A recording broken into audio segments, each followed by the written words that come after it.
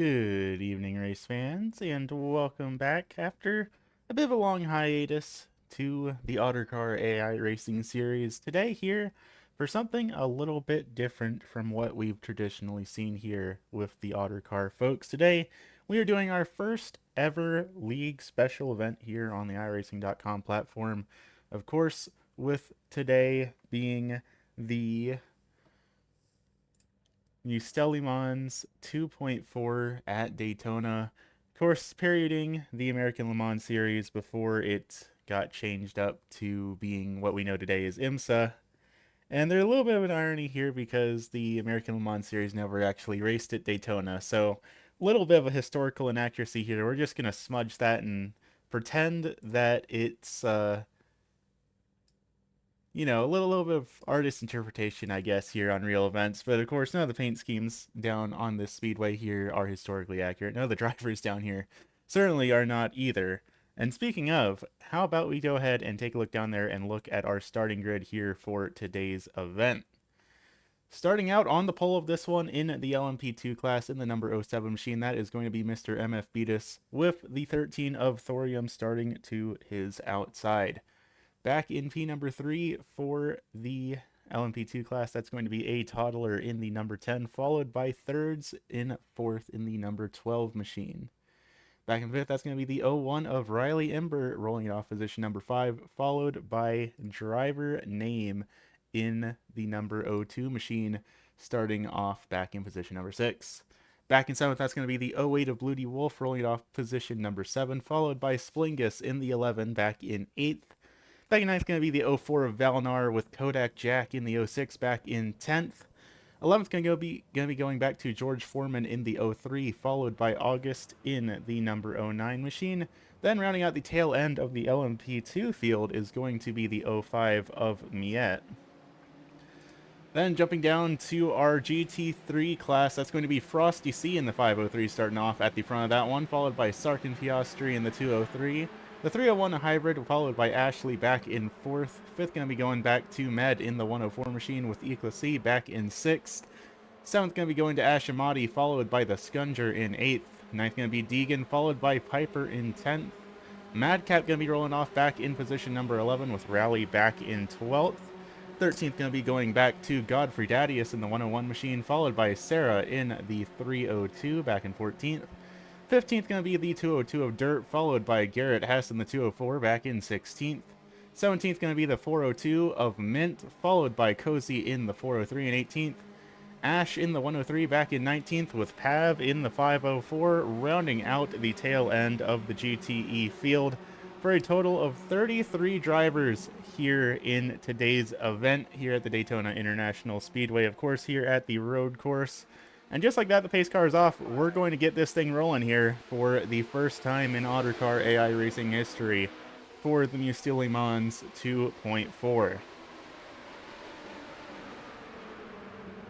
And so far, so good as all these drivers run down into turn number 1. No real issues, at least so far, which is always nice to see, but we've still got a very long 2.4 hours to get through here in today's event. So far, so good in the LMP2 field, and we're not seeing any reports of any issues in the GTE field either. So far, so good for these drivers in the early going to this one. Lap 1 can sometimes be the scariest lap when we have this many cars out on the raceway, but right now everyone seems to be playing relatively nice with each other, but we'll see how long any of these friendships last, because there's going to be a whole lot of racing here in today's event. But as we make it back out onto the Daytona Oval, this is where these LMP2 cars are really going to start pulling away from their GTE counterparts. Through the corners, both classes of cars really are very similar to each other in terms of overall speed, but when it comes down the straightaways, much higher top speed in these LMP2 cars. Head down now into the bus stop. So far, so good. We have one car going a bit wide. That is Looks like driver name in the orange and blue O2 got way wide going through the bus stop for the first time here this evening. They're going to lose a couple of spots. They're actually down 10 positions from where they started today's race right now. But as we come across the line, it is going to be MF Beatus battling out side by side with A Toddler, but MF Beatus... No, A Toddler is actually going to take the lead going down in turn number 1. I was about to say MF Beatus going to hang on to the race lead, but no, he is not. As we go ahead and pull up the track map here, you can already see the LMP2 cars are starting to pull away from the GTE field. And speaking of the GTE field, let's take a look back down there. See how things are going for them. Right now, Frosty C is the current leader in that number 503 Porsche here. In the Martini Racing entry side by side, just behind for Med and Sarkin Piastri. Sarkin getting pushed a little bit wide by that BMW, but still running in third in class right now. And that's the big thing to consider here. Technically, Sarkin Piastri is in 15th right now overall, but the main battles that we're concerned about here are the battles within their respective classes. So there will be 2 winners for today's race. Of course, an LMP2 winner and a GTE winner.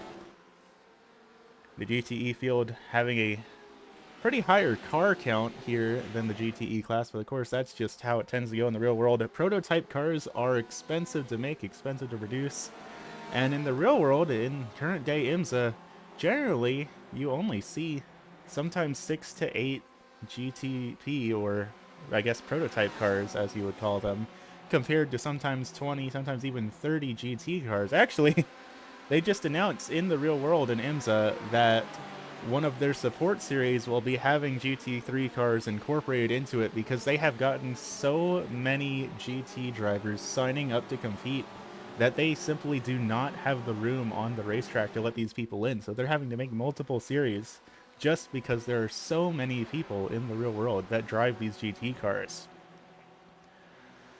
Coming around here for lap number 2, Med currently the race leader in the GTE class in that BMW, that rotiform BMW, going to cross the line with a full second lead over the rest of the field. But right now we do have some battles going on for the race lead in LMP2 right now. MF Beatus and A Toddler were duking it out, and MF Beatus has managed to take the race lead back from that number 10 machine. As we head down through the infield section, things starting to get a little bit spread out right now, but they will narrow back up, particularly once these LMP2 cars make it back around the track and start to actually lap the GT cars. Of course, in a race as long as this one, we're going to see the LMP2 field probably lap the GTs probably 3 or 4 times here in today's event. You can see just absolutely scorching it down the oval section of this racetrack where they can just go absolutely flat out. Of course, big braking zone down into the bus stop, but as long as you don't overcook it at all, it's generally not too big of a deal. Of course, going through there 2x2 is very sketchy, and especially having to overtake lap traffic through there can be a very scary situation, but honestly, that's kind of part of just the deal of driving in these prototype cars. It's a very invaluable skill, not only to be a good race car driver and be able to battle with your own class, but to know when to overtake and when to back off when dealing with these slower traffic cars. But we might have an incident. It looks like Piper and Rally are both around on the back straightaway here. Rally's able to get it. No, that's Piper. Piper's able to get going. Rally's having to take the toe down to pick lane. Not quite sure what all that was about. We're going to take a moment back here to see what just that was for our first incident here of the evening. Coming down the oval section of the raceway, heading down towards the chicane. Oh, they just come together. That was just a straight up pit maneuver. I don't know about the ethics or morals of that one, but that might just be 2 different drivers straight up eliminated from today's event. I mean, it does look like Rally might be able to keep going in the BMW, possibly. I don't know, maybe. Get another look back at it here, though.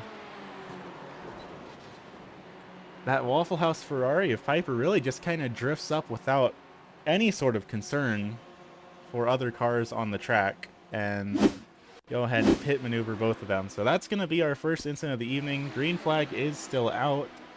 Piper has come down pit lane, though, so it looks like both these drivers will be heading to pit lane to get some work done on their car. As a big dive down there by Thorium on a toddler to get up to second there. That was quite the move into the bus stop, but managed to make it stick. So far, no harm, no foul. But already only 6 minutes into this 2 and almost a half-hour long event, and things are getting spicy here at Daytona.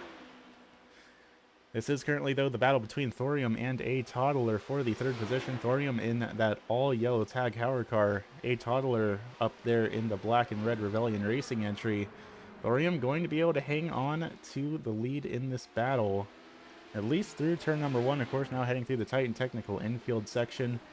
Generally, in these prototype cars, we don't see a whole lot of overtakes happening down here. The main places where the prototypes get things done is down the straightaways, where they can just go flat out, reach up to nearly 200 miles an hour in some of these cars. A little bit further back, some battles going on here as well between thirds in that Speed Racer entry, followed by George Foreman here in the Haviline Texaco car. Miette just behind as well in that white and green Mountain Dew entry. This is the battle for 7th on back to about 9th here in the LMP2 field. Heading out onto the back straightaway again through the NASCAR portion of the track. This is where things are going to get spicy between these cars, and already George Foreman starting to lose a little bit of ground here as Miette tries to make the move happen on the high line, which is not something we traditionally see, but still side by side, heading down the back straightaway, heading towards the bus stop here. Who is going to play the game of chicken? Who's going to outbreak the other? Looks like Miette is going to back off and position back to George Foreman here. Single filing out through the bus stop, and now we are rolling once again back towards the start-finish line and back towards the ever so crazy turn number 1. We have another car around, though. It looks like Med is around here. This is heading back into the NASCAR section, and Med was our race leader in the GT3 field, so I'm not quite sure what happened there, if there was any assistance from Sark and Piastri just behind, or if it was just a little bit of a skill issue. And oh, yep, looks like a little bit of skill issue, and you can see there, it's a little bit hard to see. Let's go back, we'll get another view of that right quick. Heading down through the corner, and if we break out the slow-mo camera here, you see the rear wheels start to lock up, the ABS not really doing anything to help. But then comes the impact with the tire barrier, and immediately that tire stops moving. So that's actually a broken, probably a broken tire rod there, but that's a car that's going to need some extensive repairs here in the remainder in today's event.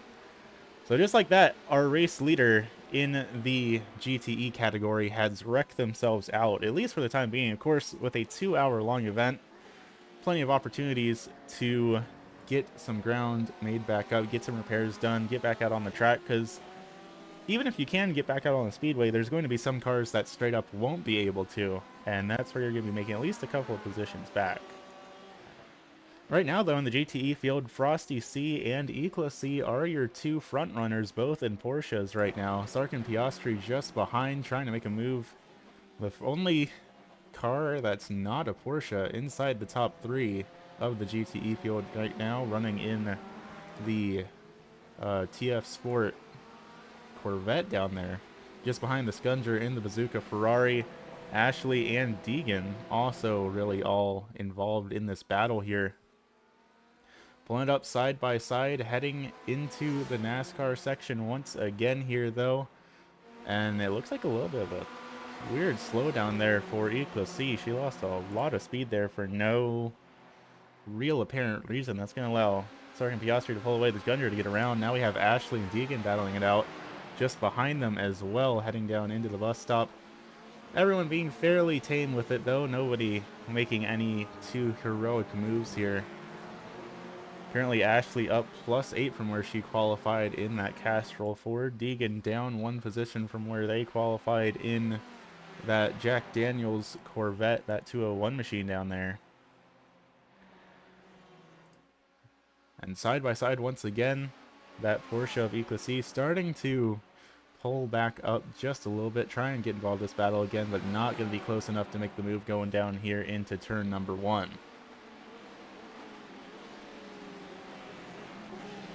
Once again, these drivers find themselves back down into the infield section. A crazy slowdown that these drivers have to make through turn number 1, going from 170, 180 miles per hour down to about 70 or 80 in just a couple of seconds. And especially with the elevation change there too, that corner is downhill, and it never fails to be just a little bit sketchy in really any kind of car. It doesn't matter what kind of car you're driving. That is always kind of a scary place to find yourself in, but so far everyone has been pretty successful in navigating turn number 1. No one's really gone for anything too dramatic, any sort of heroic so far here in today's event. But of course, we're only 12 minutes in, and we've still got over 2 hours left to go. So who knows what things might look like, especially once we get after sunset into the night portion of tonight's race, maybe into sunrise in the morning. But right now, everyone is starting to play a little bit more patient with each other, at least for the time being. A little bit further back here, side by side between Dirt and Pav. Dirt up on the high line in that Menards Corvette. Pav just behind in the Sprite Porsche. This is the battle for 13th in the GTE field right now. Up ahead, Garrett Hess as well in that 204 machine. Things mostly starting to single file out here around the speedway just a bit. People are starting to settle into a little bit of a rhythm and try and figure out their way to survive the next 2 hours and 10 minutes, because it's going to be a long one for these drivers. Of course, this is actually the longest race that we have ever broadcasted here on the channel, so naturally that means this is going to be the longest race that any of these Ottercar drivers have actually managed to pull off. Some returning faces out here from previous full Ottercar seasons, a couple of new faces out here as well, both drivers that will be running in Season 3 of the Ottercar official season, which has since been renamed to the Ottercar Clamshell Championship. But a couple of drivers here that may just be one-off drivers for this special event, potentially, as we have a driver off the speedway. Kodak Jack way off the track, taking a bit of a detour there in that Nikon car. That is not the racing surface, but it's already cost him 5 seconds here over the rest of the field, running last place in the LMP2 class now. So whatever that shortcut was, it really didn't do any benefit for them, because they're now down 6 positions from where they qualified. A little bit further up in the LMP2 field, how about a battle going on here between Bloody Wolf and Riley Ember? Riley running in that black and red Audi Sport entry. Bloody Wolf just behind. That's the blue, white, and green PlayStation entry. These two are duking it out for the 3rd position in class right now. Some pretty big gaps so far here in the LMP2 field. Drivers starting to pull away from each other, but still a long way left to go here in today's event. And probably bound to be a whole lot of chaos left to go as well. A little bit further behind, another driver we really haven't gotten the chance to talk about very much right now. That is the number 11 of Splingus making the move on the outside of Niet. Niet got a really bad exit coming back onto the NASCAR portion of the raceway. That's going to cost her position, bump her back down to the 8th spot. And now Splingus up +5 from where they qualified here in that Sirius XM car. That's the black and purple one down there. You can see just behind a bit of a train further back as well. Third's on her way down there in that Speed Racer entry, and a little bit of a bubble by herself right now. Then further back we have driver name Augustin A. Toddler, all nose to tail right now. And you can see there on the track map, our race leader of MF Beatus has officially started to catch up to the GTE field, so we're going to see a bit of a slowdown here. You can already see the gap has gone down from about 9 seconds to about 5 between MF Beatus and Thorium right now, as he has to start to figure out working his way through this GTE traffic. And not only that, but having to figure it out in one of the tightest and most congested portions of the circuit. Still has a little bit of a comfortable lead to play with, so nothing too much to have to worry about, but if he gets himself up into a particularly tight field of the GTE cars, it's going to be really hard to keep that gap built up, and we might end up seeing Thorium and maybe even Riley Ember close up and start battling it out for the race lead here. Now, how about we ride on board here with MFB to see what it's like on board with some of these LMP2 prototype cars.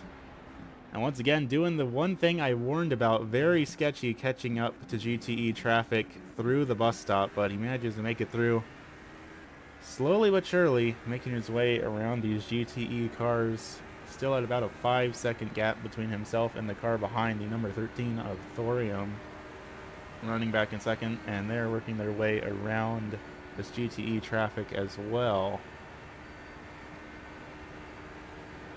Of course, crossing the start-finish line, heading down to turn number 1. We have a bit of an incident again ahead. That's a slow car up there. I think that's Garrett Hess that just got doored into the wall by, that looked like Ash Amati, potentially. And yep, Ash way off the pace here.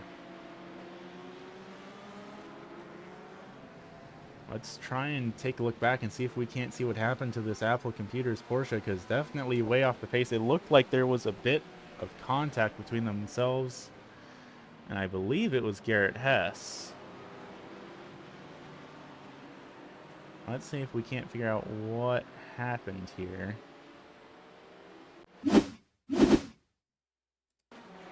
Side by side here for Garrett Hess and Dirt, so he might have jumped a little bit too far back potentially, but we're gonna ride it through, see if this maybe gets us up to what we are looking for here.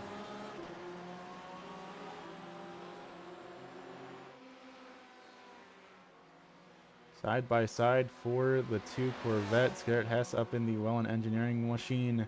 Dirt up high in the Menards entry. And as we come down to the start-finish line, it looks like this is probably where the incident was. Pav just behind in the Sprite machine wanting to get involved in this action as well. And evidently, we have jumped too far back. So not entirely sure what all that was, but coming back to live here, as that Porsche is still way off the pace, so definitely something happened to really cause some damage under the hood of that machine. We also got news that Frosty C has had to take the tow down to pit lane. Frosty was our race leader here in that Porsche, so let's take a look back, see what happened to him, because he had a pretty comfortable lead over the rest of the field. And it's going to look like a bit of the same. Isn't a hard impact in the tire barrier for that 503. That might just be the end of the line for him, but we're going to keep it going. We're going to see what happens as we have a battle going on here. Heading down to turn number 1, Miet, a toddler driver name in August. All duking it out at the tail end of the prototype field here. At this point, we've gotten far enough that pretty much the entire prototype field is really thoroughly mixed together into the GTE racing right now, so traffic management is going to be the name of the game here. Maybe try and forget about passing the other cars in your class, and right now just make sure you don't kill any of the cars in the slower category here. You can see thirds up there in the number 12 machine, that Speed Racer entry. She's going to be able to get around at least the first couple of cars there. That's the GoDaddy BMW that she's able to get around, but of course even more traffic up ahead. That's going to be very difficult to get through if they're going to run 2x2. Miette goes up to the high line. It's going to get around thirds. Thinking about going to the high line. There she goes, gets up to the high line as well, and they're going to all start passing this GTE traffic. But once again, we are heading straight for the bus stop here. Not a place you want to be battling out with other classes.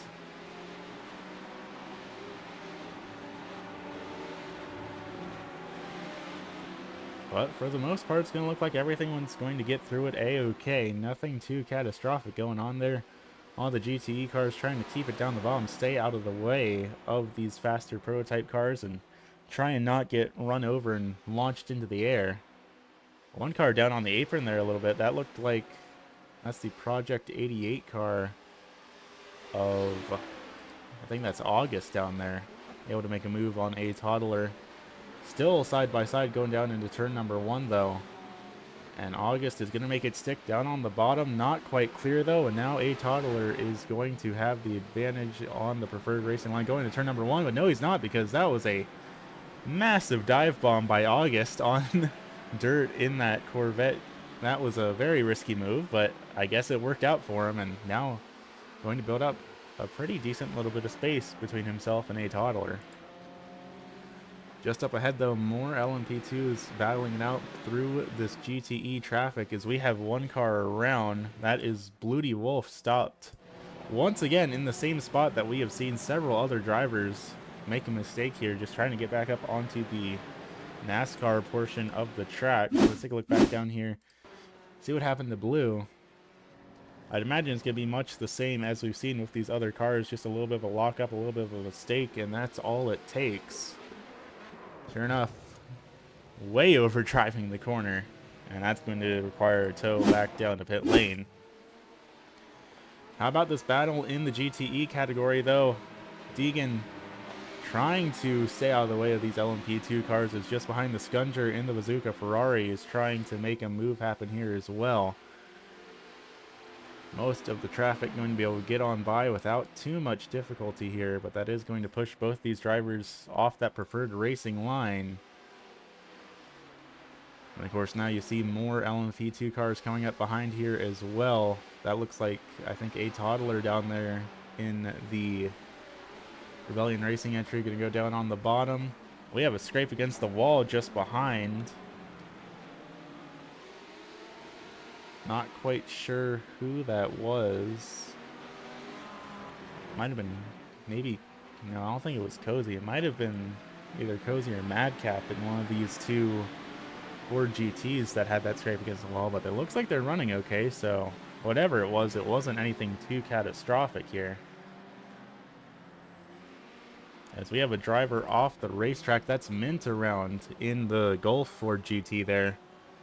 Just a little bit of spin going down into turn number 2. Brings it back up on the track. Doesn't look like there's any damage on that number 402 machine. We'll take a quick look back, see if we can't see what happened.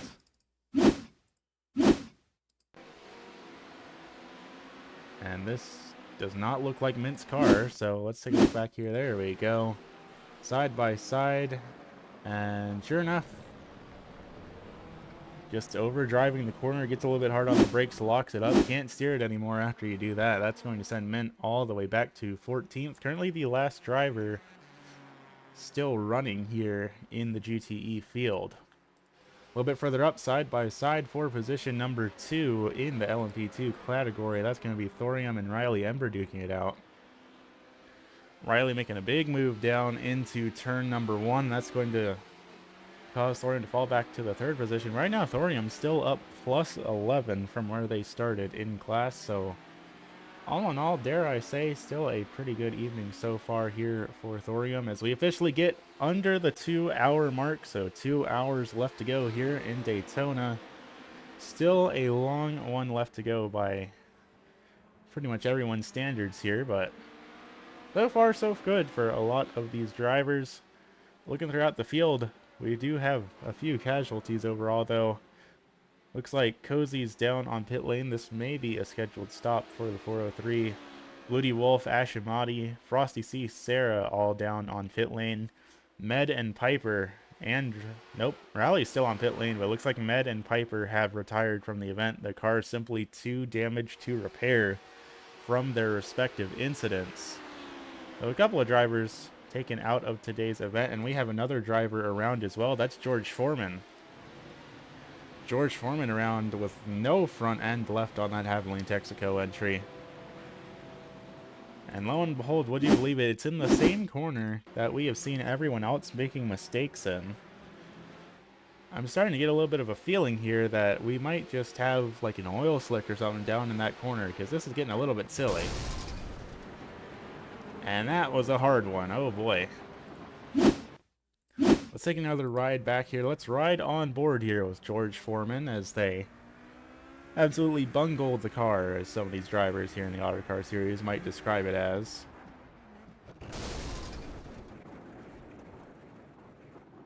Pro tip, if you want to win the race, don't do that. Some really good battles going on here in the LMP2 class, though. Here's side by side, Splingus duking it out with Valnar, who looks like he might have a little bit of front end damage on that Jägermeister entry, but Valnar all the way back to driver name back in 10th, all in a very tight battle here through the infield section of the course. Valnar, August, Miet, Thirds, driver name, all here in this battle. Starting to spread out just a little bit. Some of these drivers at the tail end of this battle didn't really get the best exit coming out of that corner, but now heading back through this next section, and Valnar is off the racetrack, overdrove the corner a little bit. Fortunately, going to miss the tire barrier at least, but he's going to slow down a little bit. Gets back up on the racetrack back in 10th here, but he's going to have to make a little bit of room, a little bit of speed back up to get back up into this battle. Looking down here side by side for August and Thirds. Thirds up there running the high line. Oh, nope, going to go for the crossover. Going to move it down to the bottom here in that Speed Racer entry. Side by side, heading down towards the bus stop.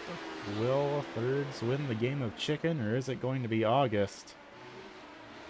It's going to be Thirds with the advantage going down through the bus stop. August going to drop it back just a little bit. Doesn't want to potentially run another driver off the course, and that's going to cost them a little bit of ground because now driver name and Miet are battling it out here with them as well.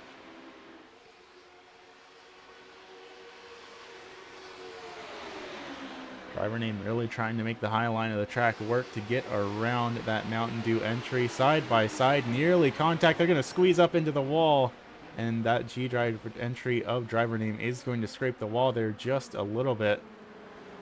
Doesn't look like anything major in terms of damage, but in these prototype cars, they are very sensitive to damage because they're so dependent on their aerodynamics, especially on these longer straightaways. So nothing too bad now for driver name, but that could end up getting worse here later on in today's event. Further up ahead, Thirds battling it out with a Toddler. Toddler up +5 from where they qualified. Thirds up +8 right now.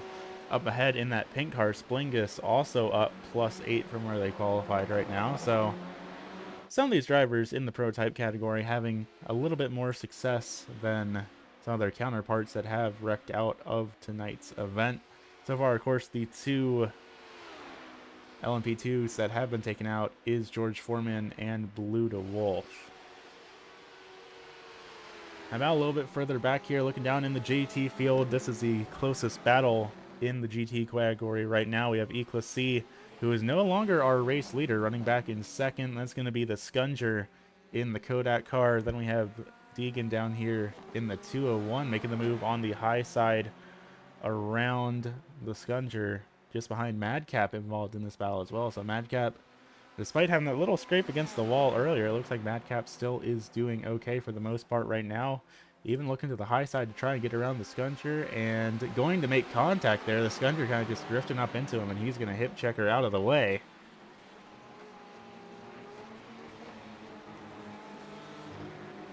So that's going to move Madcap up to 4th, Deegan up to 3rd right now.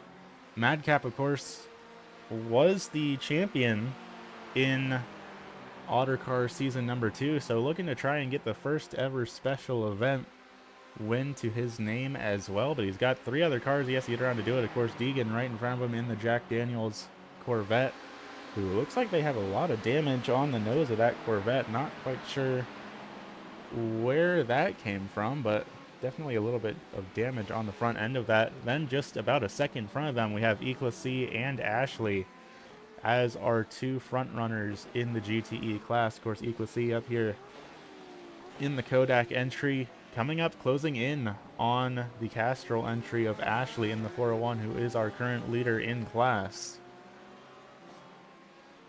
Both these drivers about a second and a half ahead of the rest of the GT field, but this is the battle for the lead as it stands right now in the GTE category.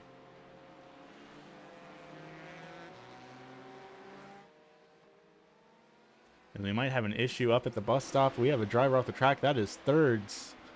Once again, trying to take a shortcut that doesn't really exist. That's going to cost her a couple positions on August and Miet here. and bump her back down to the 9th position here. We'll take a look back real quick. Just kind of overdriving the entry. Oh, battling side by side with a toddler. This is what I mean when I talk about how these drivers sometimes have to play a little bit of a game of chicken. Who is going to outbrake the other? And in this case, just a matter of thirds sending it in a little bit too deep and going off the track. No damage to the car, but that is going to bump her back a couple of positions here. Looking back down at this battle in the GTE field, though, this is Deegan and Madcap duking it out right now for the 3rd position in class. Ashley and Equacy building up a little bit of a gap between themselves and these other drivers, but otherwise, still a pretty good battle going on here between these two drivers. Deegan going to have the advantage going down into turn number 1, going to outbrake Madcap there a little bit, and that's going to allow the Scunger to close back up. Scunger is still very much in this battle for 5th here as well. A little bit further back, there's another battle going on here in another group of GT cars. We have Hybrid in that DC America Ferrari up there. Then, of course, Garrett Hess and Dirt duking it out. These two drivers, I'm still fairly confident, have made contact with each other earlier in the goings of today's race. So it's good to see them both still out on the speedway. Good to see both of them still not murdering each other entirely, but who knows? We've got an hour and 50 minutes left to go. It is still entirely possible that we might see all sorts of chaos and drama unfold once night falls here at the Daytona International Speedway. Splingus is now duking it out up there with a toddler for the 4th position and going to make a big move. And as soon as we change cameras off the battle in the GT class, Hybrid takes it off the speedway into the same tire barrier that we've seen several other drivers go down into, but it looks like Hybrid did not really get any damage from it. They're going to get that car rolling again as Thorium comes on by in the Tag Heuer entry. Thorium running 2nd in class right now. Right now, Hybrid, the last driver in the GTE class that has not received some sort of damage. Several of the drivers have come back out onto the speedway, which is great to see. A little bit further up in the front, that is Godfrey Dadius and Sarkin Piastri battling it out. Godfrey in the GoDaddy entry, Sarkin in the TF Sport number 203 Corvette. And just behind Ash, a driver we have not talked about very much here, running in the Rockstar BMW. Side by side with Sarkin Piastri, heading down the front straightaway across the start-finish line. Big wiggle out of Sarkin in the 203, almost making contact up there with Ash, but so far so good between these two drivers, keeping it clean with each other. I just can't help but wonder how far are these drivers going to go before they start getting a little bit less patient with each other. Right now, single filing it out here just a little bit. And of course, this is the battle for 9th in class right now in the GTE field. Just behind Sarkin Piastri, still catching up to Ash, so not just going to let him pull away without a bit of a fight. Just behind Mint in that Golf GT, trying to catch back up here as well. That Waffle House car there of Piper is a lap down right now, so that is not a battle for position. And of course, we have Thorium stuck in here with the Tag Heuer car as well, trying to carve their way through this lap traffic. Side by side once again for Ash and Sarkin Piastri. Sarkin trying to make the move coming out of the corner, but just wasn't quite able to keep it sticking. So now we're once again gonna try and play a little bit of a game of chicken going down into the bus stop. They're gonna make contact. That was a little bit rude. Sarkin Piastri just dooring Mint up into the outside wall and managing to make the move on Ash here as well. So Sarkin maybe going to be one of our first drivers that we see start to be a little bit less patient, to get a little bit more physical with these other drivers. And you know what? If he wants to play the risky game 35 minutes into a 2.5-hour long race, then I am not going to stop him.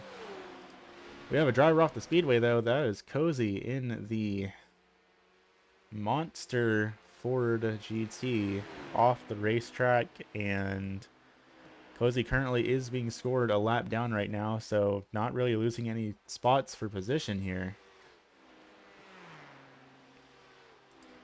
How about looking up in the LMP2 field, though? Thirds battling it out with Miet, Valnar, and August here coming down the front straightaway.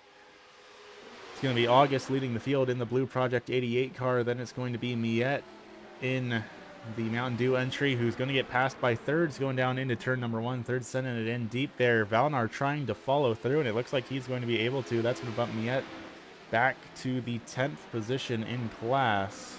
But she does have the preferred line going through turn 2 here. Side by side for Valnar and Miet, but Valnar is going to hang on to the spot here down through the infield. Miet still hot on Valnar's tail, though.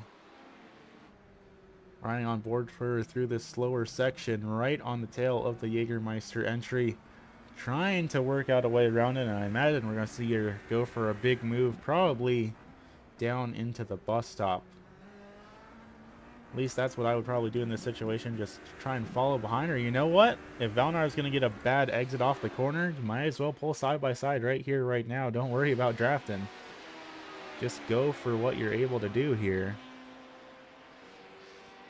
And we are going to be side by side heading towards the bus stop. Nearly making contact there between the two drivers. And Valnar's going to go ahead and lift off the gas, forfeit the position to Miet, and live to drive another day. Drivers who may not be living to drive another day. How about that is Pav there, who just went off the speedway a bit. Take a look back, see if we can't see what happened to Pav, because it's not often that we see drivers go off here in turn number 1, but just way overdriving the corner there, ended up in the grass. Fortunately, no damage from it. And it doesn't even look like that's actually really going to cost Pav any positions here. It doesn't look like he lost any spots from it. As Pav once again is off the speedway 2 corners later, giving us exactly enough time to view the replay before making another mistake here. Now there are some cars coming up from behind, and these cars are battling for position with Pav. So if Pav makes another mistake, then he is going to start losing some spots here. As we see side by side, Garrett Hess and Dirt still duking it out. Godfrey Dadius in the BMW just behind. Sark and Piastri here as well. All 5 of these cars are battling for position on the raceway right now, as they head through the NASCAR section once again, making their way back towards the bus stop here. Still a long way left to go here in today's event, but these drivers really are pushing each other with their all right now. Godfrey Dadius really not getting a good entry into the bus stop, though, going to lose 4 positions there in this battle. These BMWs, of course, generally the heaviest of the cars in this GTE category. They're all homologated, so the heavier cars have slightly more horsepower than the lighter cars, but even then, down these straightaways, it's generally a bit of a struggle here in, say, the BMW and the heavier cars like the Porsche.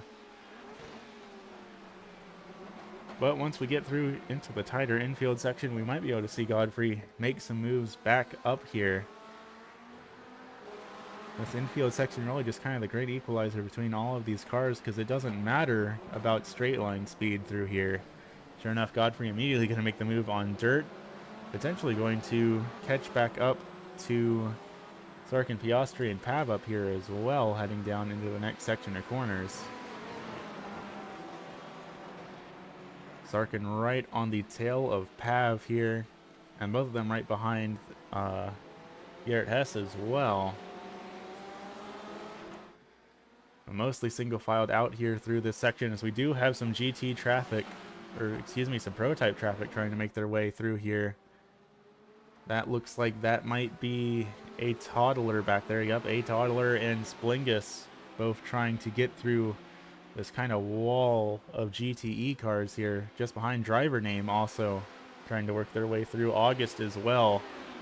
All these drivers trying to manage their way through this GTE traffic and get back into their own battles here. And hang down into the bus stop. It is an absolute traffic jam here, side by side. as almost running dirt off the road there, but everyone manages to make it to the bus stop unscathed, at least for the time being. We see most of the GT cars pulling down to the bottom of the raceway, trying to get these prototypes past as fast as possible. They don't want anything to do with what's going on here for risk of their own safety. Sarkin Piastri was blocking up to the high line there just for a little bit. We've seen Sarkin be very aggressive throughout tonight's event, but looks like all of these prototypes are going to manage to get around most of these GTs without too much issue going down to turn number 1. Of course, Garrett Hess in that Willen Engineering car going real wide to let these cars by. And it looks like everything's a-okay, at least for another lap here at Daytona. Who knows how long that's going to last for, though. Plenty of potential for things to go very wrong very quickly for some of these drivers. August side by side with driver name, though, going to make the move stick, heading through the kink, which is not really a place we normally see drivers manages to make moves stick, but sure enough, that's going to bump August on up to 6th right now.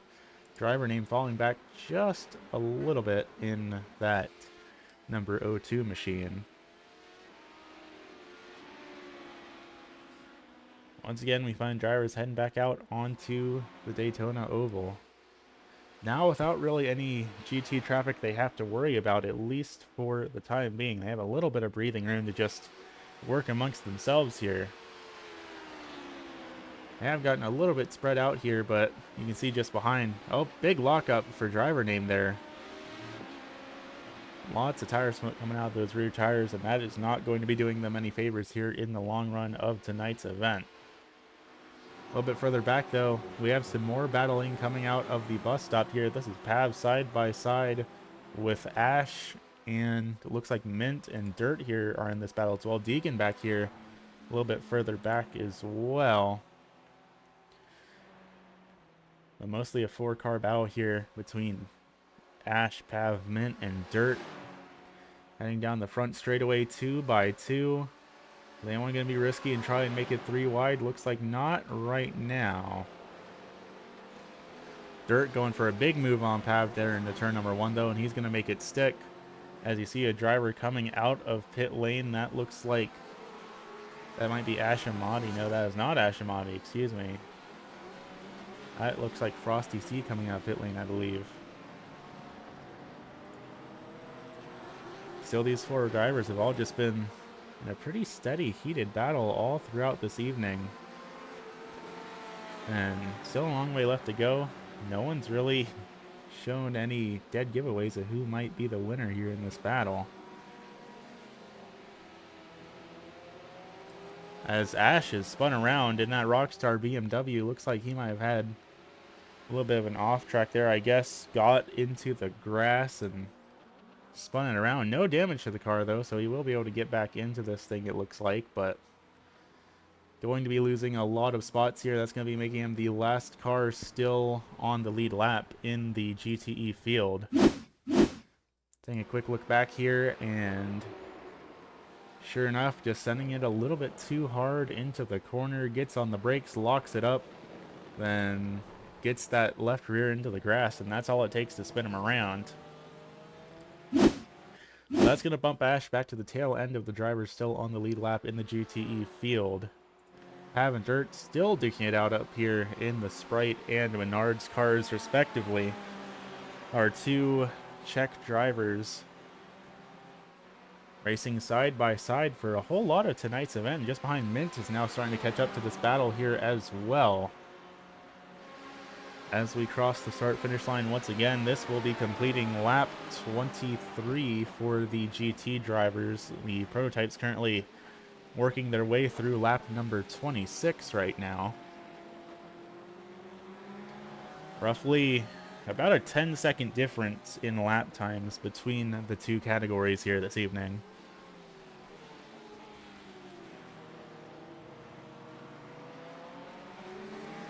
So far, taking a look through the field, though, up at the front, Ashley still leads the way in that Castrol Ford entry.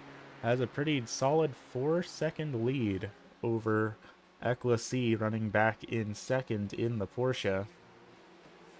Ashley up plus 12 from where she qualified right now, so having a pretty solid evening here tonight. Back in second going to be the Kodak 501 Porsche of Ecclesi. She has a full 10 seconds over the rest of the GT field right now. Both these drivers have a pretty solid amount of breathing room to play with just in case anything goes wrong for him. His score's going all the way back here. Madcap is running back in third right now in that Ford GT. He's up plus 13 from where he qualified right now. Another driver having a really solid evening. Then we have the Scunger back in fourth right now in the Bazooka Ferrari, up plus 7 in category. Then further back, we have Garrett Hess here in the Welland Engineering car, who has been in that constant battle with Godfrey Dadius. Garrett up in fifth right now, up plus 3 from where he qualified. And of course, we do have Godfrey Dadius just behind. Godfrey not doing super hot this evening, currently down 5 positions from where they qualified. Then we have Sark and Piastri running in the same spot from where he qualified. We saw Sark get all the way up to third at one point, but he has since fallen back down to the 7th position. I say that, and he's going to try and make the move on Godfrey for 6th, and it looks like he is going to, no, not going to be able to make it stick after all. A little bit further back, running back in 8th in class, that's going to be Dirt in the Menards Corvette. Dirt been having a very solid evening here this evening, battling it out with Mint, and Pav right now has the advantage in this battle. And of course, Mint a little bit further back in the 402 right now, up plus 5 from where they qualify. And then we have Pav back here in the Sprite car, up plus 10. Those next two cars you see behind Pav are lapped cars. They are not battling for position. The next car in order right now actually is Deegan back in 11th right now in that slightly banged up 201 Jack Daniels Corvette. Then back in 12th we have the 103 of Ash in the Rockstar Energy BMW. Of course, we saw him spin up here a couple of laps ago, so that's why he's running so far back. And that rounds out the cars still on the lead lap right now, at least in the GTE category. After that we have Hybrid, who is currently down 1 lap in the DC America Ferrari. Cozy, who is down 1 lap in the Monster Ford. Med still out on the raceway in the Rotiform entry, and Med actually was our race leader at the initial goings of this one, now running back in 15th right now, 5 laps down from where they qualified. Ashamati here still on the raceway. So all these drivers really not having maybe the evening they were hoping for, but still a lot of racing left to go around the speedway. Still a long hour and a half left to go here in tonight's event.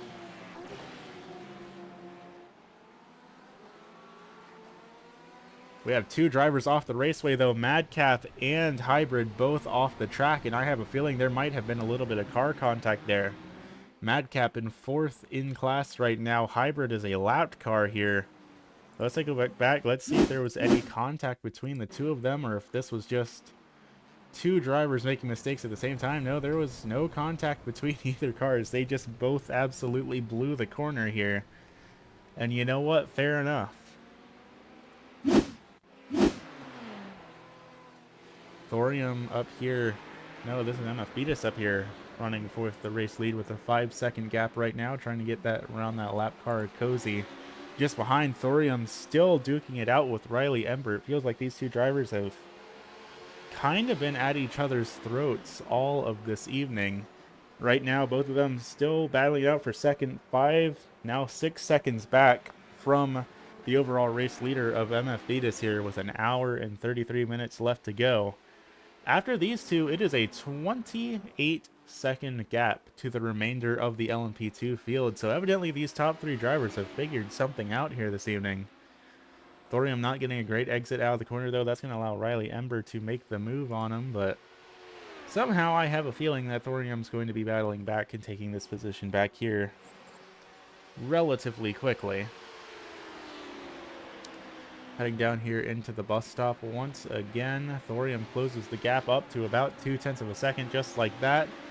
Thorium, I thought, might have been able to have a run coming out of the bus stop, but no, not quite. Both of them going around that lap car of Cozy, who is currently a little bit off the pace here. Got some damage in the early goings of this one. Now Thorium starting to close in here on Riley Ember. No, Thorium's going to make the call to come down pit lane. Going to be one of the first drivers in the LMP2 field to make their stop. And I think this actually is a scheduled pit stop for the driver of the number 13 machine. So first driver of the evening to make a scheduled pit stop here tonight. Let's see what the call is going to be for this driver if we can get a camera on him.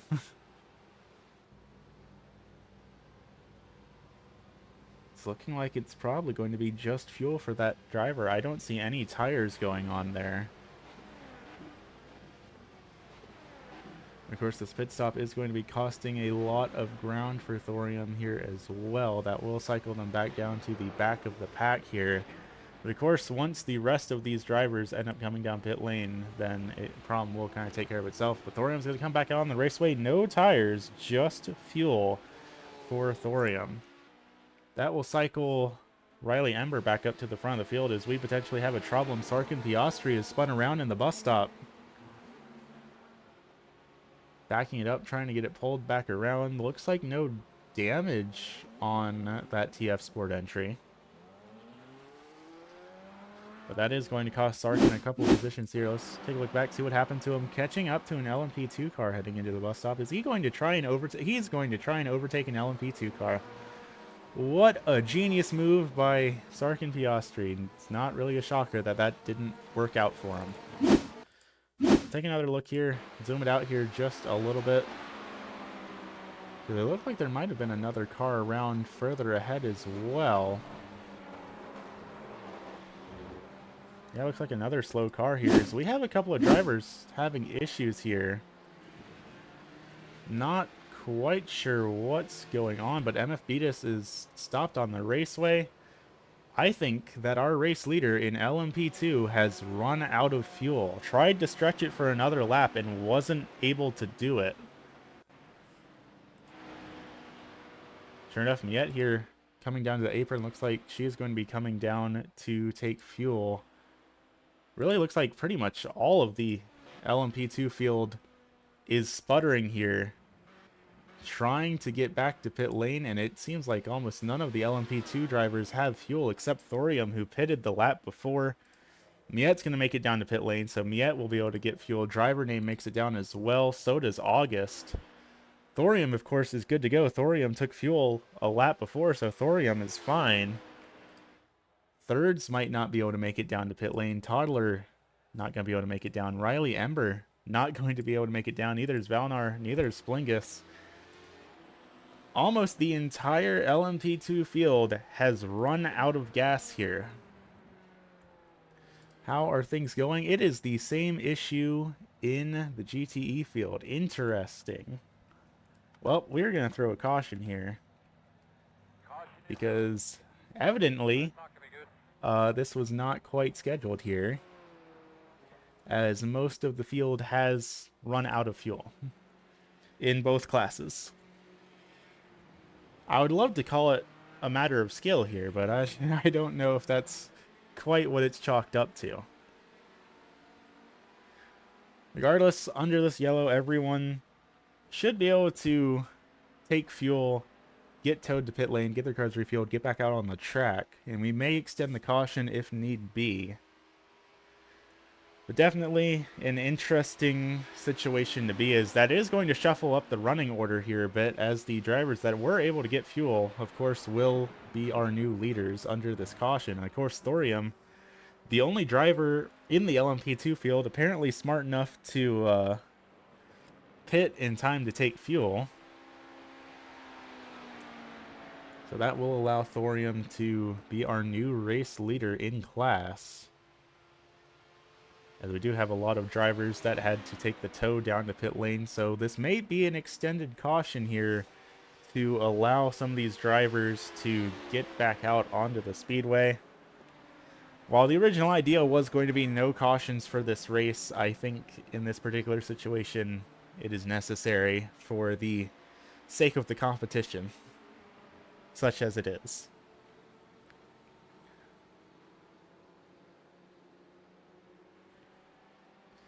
But also a skill issue is the best I can really say for that one.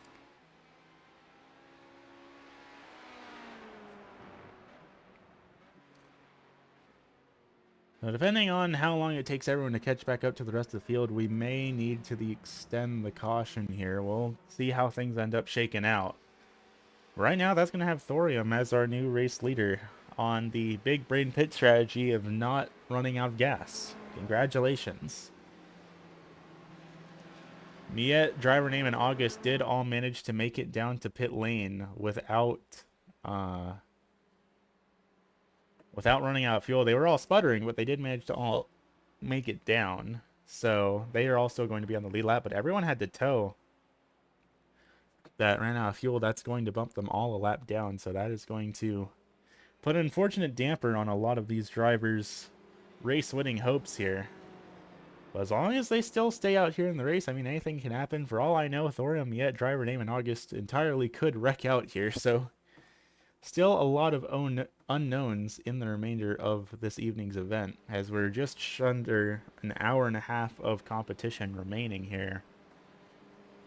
And nightfall is starting to encroach on the speedway. I mean, I did say earlier in the early goings of this one that we might see all chaos break loose once night hits the speedway, and it seems like that is entirely what happened.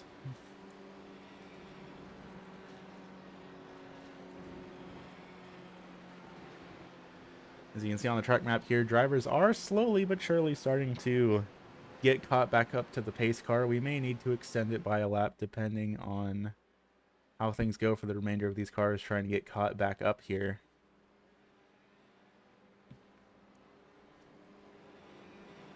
But once everyone gets re-racked and reordered, we should be able to get this thing going once again. Of course, a wonderful intermission to thank everyone for tuning in here to today's event. Of course, the first ever special event here in Ottercar racing history. Ideally, the first of many. Who knows what the future might hold for the series. But hopefully, we'll be able to do a lot more races like this. And of course, the game plan right now is to have the official Ottercar Clamshell Cup start on...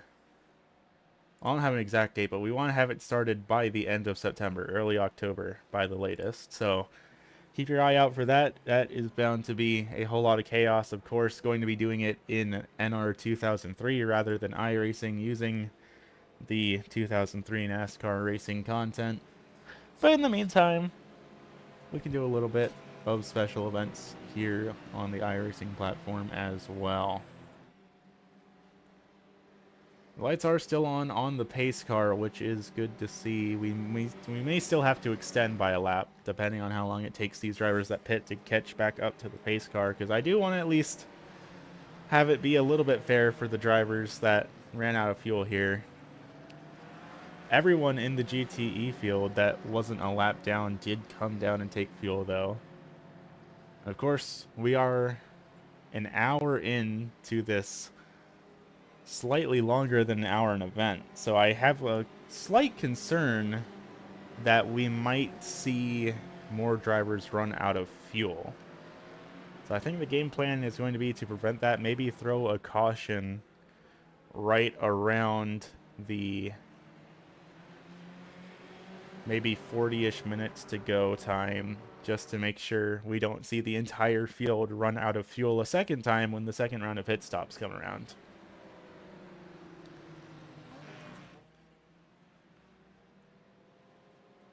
But still working on getting the rest of these cars caught up to the pace car, so it does look like we may need to extend by a lap, depending on how long it takes everyone to get sorted out. Because, of course, the way things filter out here, it's going to have to reshuffle all of the drivers so that all of the LMP2 cars are at the front and all of the GTE cars are at the back, and you can already see that going on. Drivers having to slow down and change positions as they get sorted into their correct order for this restart.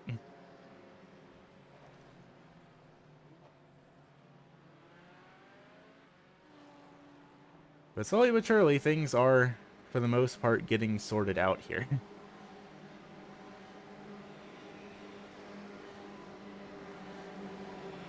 Actually, I think things are, for the most part, close enough back up that we may not have to extend the caution after all. I think we should be good to go. There's 2 drivers left on the speedway that have not caught the pace car quite yet, and they should be caught up by the end of the next lap. So we are not going to extend the caution after all. We're just going to let it play out as it is. And then we should be good to get this thing going once again.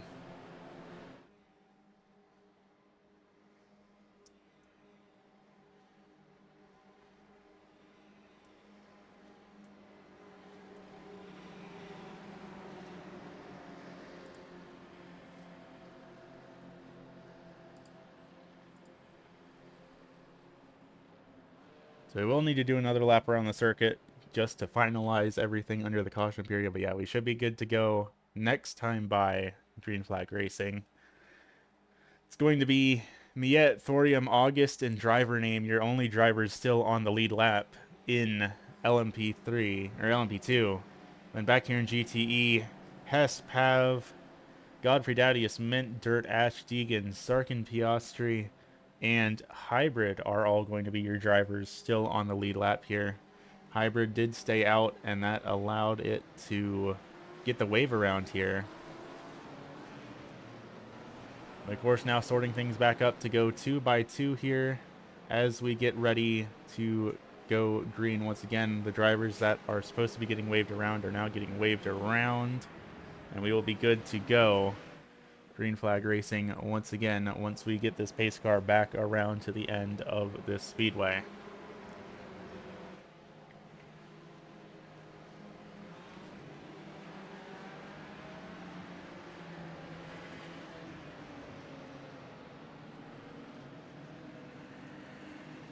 Once again, of course, thank you all for tuning in here to our first ever Ottercar special event.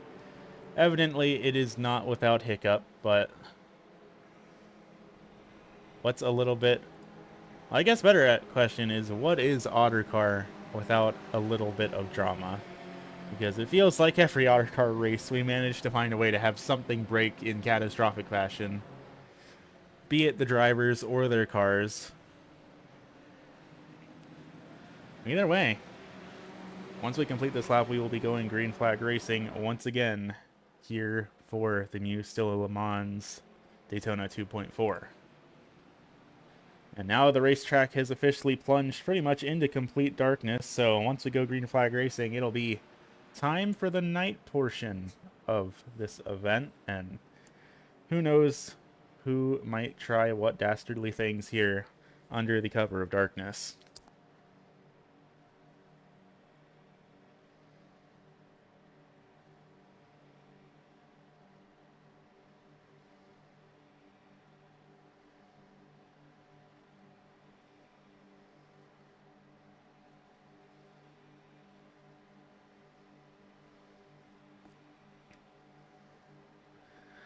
Definitely a bit of an interesting situation that these drivers have found themselves in, though.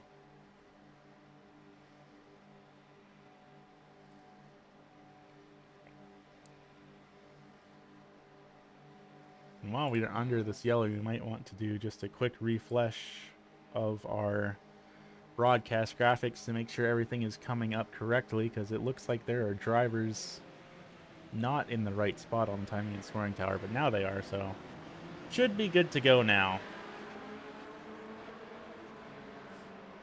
But getting ready to go Green Flag Racing this time by, it's going to be Thorium side by side with Miette for your front row here in LMP2.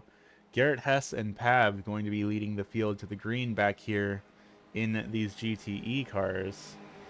There are a bunch of lap cars mixed in just entirely randomly throughout the field, so who knows how they're going to end up playing a factor here, but one way or another, it's Ottercar, it's the Daytona 2.4, and we are just about ready to be going Green Flag Racing once again. Coming out of NASCAR turn number 4, the safety car is going to make the dip down into the cover of pit lane. It does not want to be out on the track for whatever chaos is about to ensue in these next couple moments. Pace car is off. Let's try this thing once again here at Daytona.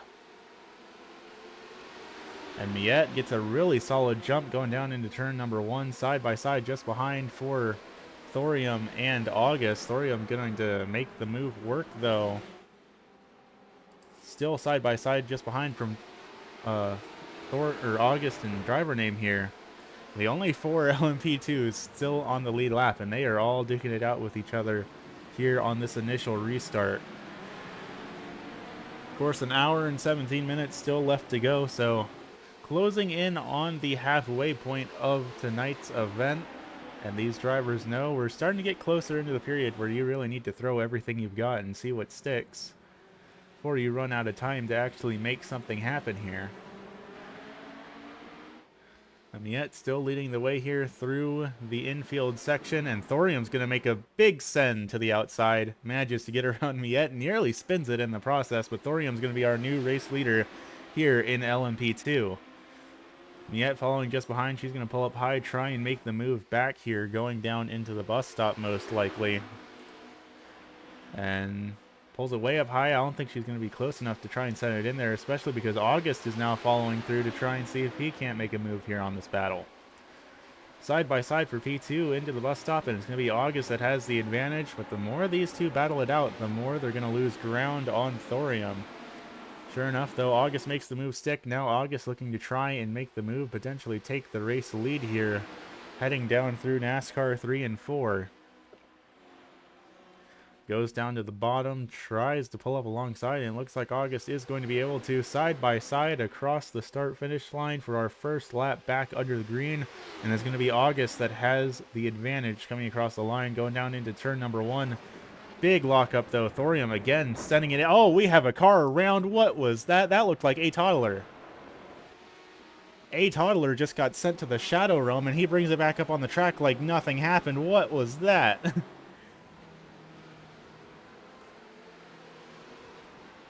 It is all chaos throughout the field here as we're trying to find a replay of what exactly just happened. We'll take a jump back here. This was down with A Toddler battling out side by side with Miette. Mind you, A Toddler is a lap car here. Coming up on driver name, going down across the front straightaway, across the start-finish line, comes up, and oh, rear ends driver name, gets sent absolutely flying. Slows it down and then comes back up onto the racetrack like nothing happened. What an absolute madman. I don't know how driver name got the shorter end of the stick there, but they did. They are lacking a rear spoiler now, way down on power. Looks like both them and A Toddler are both having to make the long and slow crawl back to pit lane. Both of their cars have pretty terminal damage, you can see. Driver name has lost the rear end of their car. Driver name, mind you, is on the lead lap. A Toddler is not. A lap car just took out one of the 4 remaining lead lap cars in LMP2. And that's going to bring this battle down to just between Thorium, August, and Miette for the race win in LMP2. Unless some of these drivers can manage to unlap themselves. What a chaotic event this has been so far this evening. We're going to take a look down and see how things are going in the GTE class, but once we get a little bit of breathing room, we might need to go back to look another replay at that incident between A Toddler and driver name. Absolute chaos here as the night unfolds here at Daytona. And every one of these drivers is in full send chaos mode. I think they forgot the fact that the track has lights and we can see what they're doing, and they just think they're okay to do whatever they want. I'll tell you what a crazy move by A Toddler. That was probably one of the biggest incidences we've seen so far here in tonight's event. Right now, Pav currently is the race leader, though, in GTE. Managed to be one of the few sole survivors of that whole incident. We have Dirt off the speedway, and Dirt is dragging their bumper behind them by an invisible string. That's never good to see. Managing to get it rolling again, and that, yep, there's, okay. Fascinating physics at play here. I'll take a quick look back, see what happened to Dirt here. Way over sends the corner, loops it around, and all things considered, a relatively light nudge into the back of the tire barrier, but sure enough, no more rear end on that Corvette, and that's going to mean Dirt's going to have to probably bring it back down to pit lane. Further up here, battling it out between Sarkin Piastri, Deegan, and Ash here for the 5th position in GTE.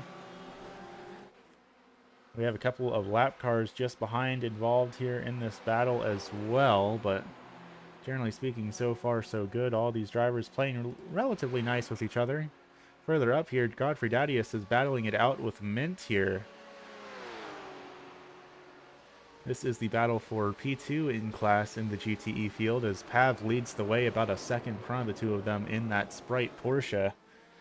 It is crazy just how much the field has been shaken up here by the chaos of that fuel incident.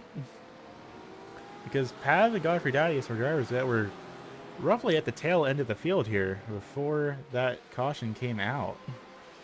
Now all duking it out for the race lead here in class.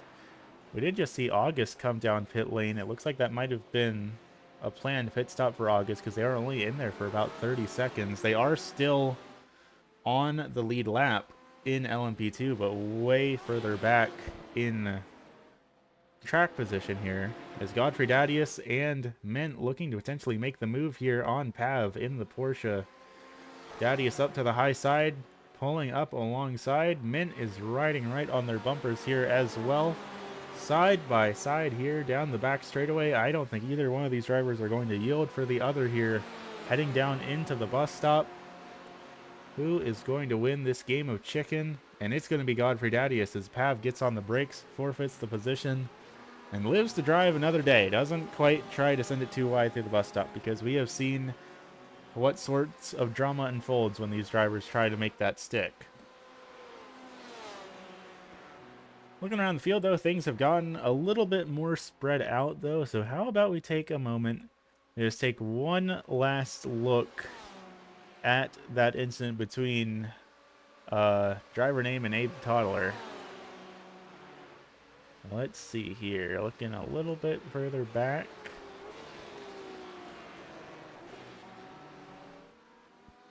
I think it was back here, roughly, where it happened. Let's take a look here. Where is a toddler? Or driver name, for that matter. Either one of them works here. There we go. There's driver name. Which means there is a toddler just behind. Coming down towards the front straightaway and just... Oh, no, this is a little bit further back. This is back through the bus stop, but this will give us a bit of a better view of the whole incident here. Following along with the camouflage with the red top of a toddler, battling it out with Miette. And mind you, again, a toddler is a lapped car here in this scenario. But still duking it out with Miette coming down the front straightaway and just going to way overdrive it down into turn number 1 and completely wipe the floor with driver name in the process with some sick airtime for good measure. But going back to live here, how about the battle going on here between Deegan and Garrett Hess here heading down into the bus stop as we have a driver around. That is August around here in the entrance back to the NASCAR portion. Looks like it was just a self spin without any damage. Of course, August just pit a couple of laps ago, and I think August probably put on fresh tires, so that might be where the incident came from, is just August having cold tires put on, haven't gotten them up to temperature, and then pushed the corner a little bit harder than they meant to, and that's what sent them around. The main battle on the speedway right now, the closest one right now, is this battle going on between Garrett Hess, Deegan, and Ash. We have some lap cars in here as well. That BMW... No, that BMW is on the lead lap here. It is a part of this battle here.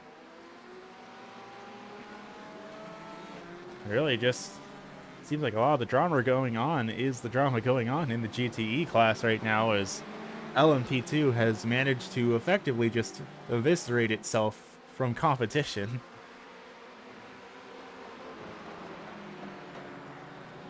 Who knows? This could end up being like the one of the mid-2000s 12 Hours of Sebring, where a GT car actually won the race overall over the prototypes.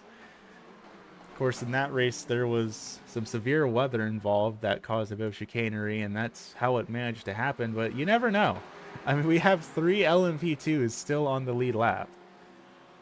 As it stands, it's entirely possible that we could see all 3 of them wreck out in this next hour, and a GTE somehow managed to take home the overall race win.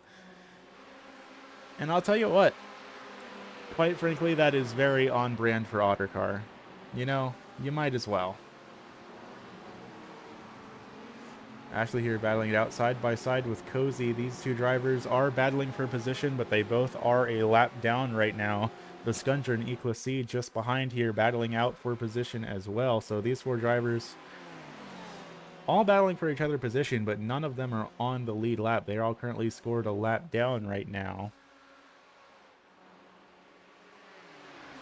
as they head down the front straightaway with an hour and 6 minutes left to go.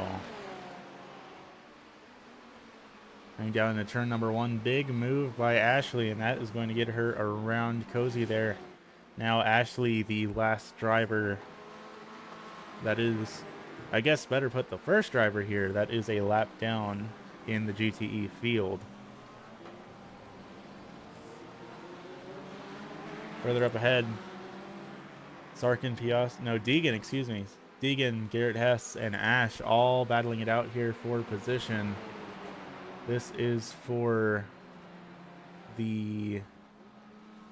about the 4th position on back here. Deegan getting around Ash, getting around Garrett Hess there. 2 for 1 heading through that kink, and now coming back out onto the NASCAR portion of the raceway with a small bit of a gap to play with over these drivers, up to about 1.5 seconds. So honestly, I don't think that's going to last, because we're probably going to see Ash and Garrett Hess more or less just draft off of each other to get back up into this battle. Hybrid back there, a little bit further back, but at least back up on the lead lap. Decided to stay out under that caution, didn't pit, and was able to get the wave around, and that's how Hybrid is back up on the lead lap right now. Ashley, though, still cutting her way through these cars, unfortunately a lap down, but making good progress on working your way through these cars that are still on the lead lap. I feel like the chances of seeing her unlap herself probably aren't very good, but nonetheless, making some very solid moves out here on the raceway here in this MusteLe Daytona 2.4. All things considered, despite the fact that she is no longer the leader in class, Ashley is still actually up +3 from where she qualified here this evening. So she has still made improvements from where she started, despite everything that has gone on here in tonight's race. Just behind Equacy, Cozy, and the Scuncher battling it out here. The Monster Energy car, the Kodiak car, and the Bazooka car just behind. Ford, Porsche, and Ferrari all battling it out. But now down to only 3 drivers on the lead lap in LMP2. It seems right now it's mostly just a battle between Thorium and Miette for who is going to take home the win in class after all of the chaos that has erupted this evening. I think we're going to need to see something miraculous for anyone other than those 3 remaining drivers to be taking home the race win here tonight at Daytona.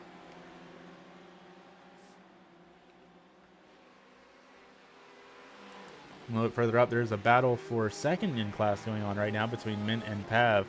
Godfrey Dadius in the GoDaddy BMW has pulled their way up to the first position right now. Of course, there's still a long way left to go in tonight's event. Still a whole lot of potential for anything to happen. A whole lot of question marks up in the air on what idiocy might we see out of the Ottercar drivers next. Someone's going to find a way to kill someone else. It's just bound to happen. It's just a matter of who's going to do what. And I don't think any of us had the stellar moves by Utadler to take out driver name, but you never know. And that is just the joy of Ottercar, and that's just the joy of motorsports as a whole. You never know what might happen until the checkered flag flies.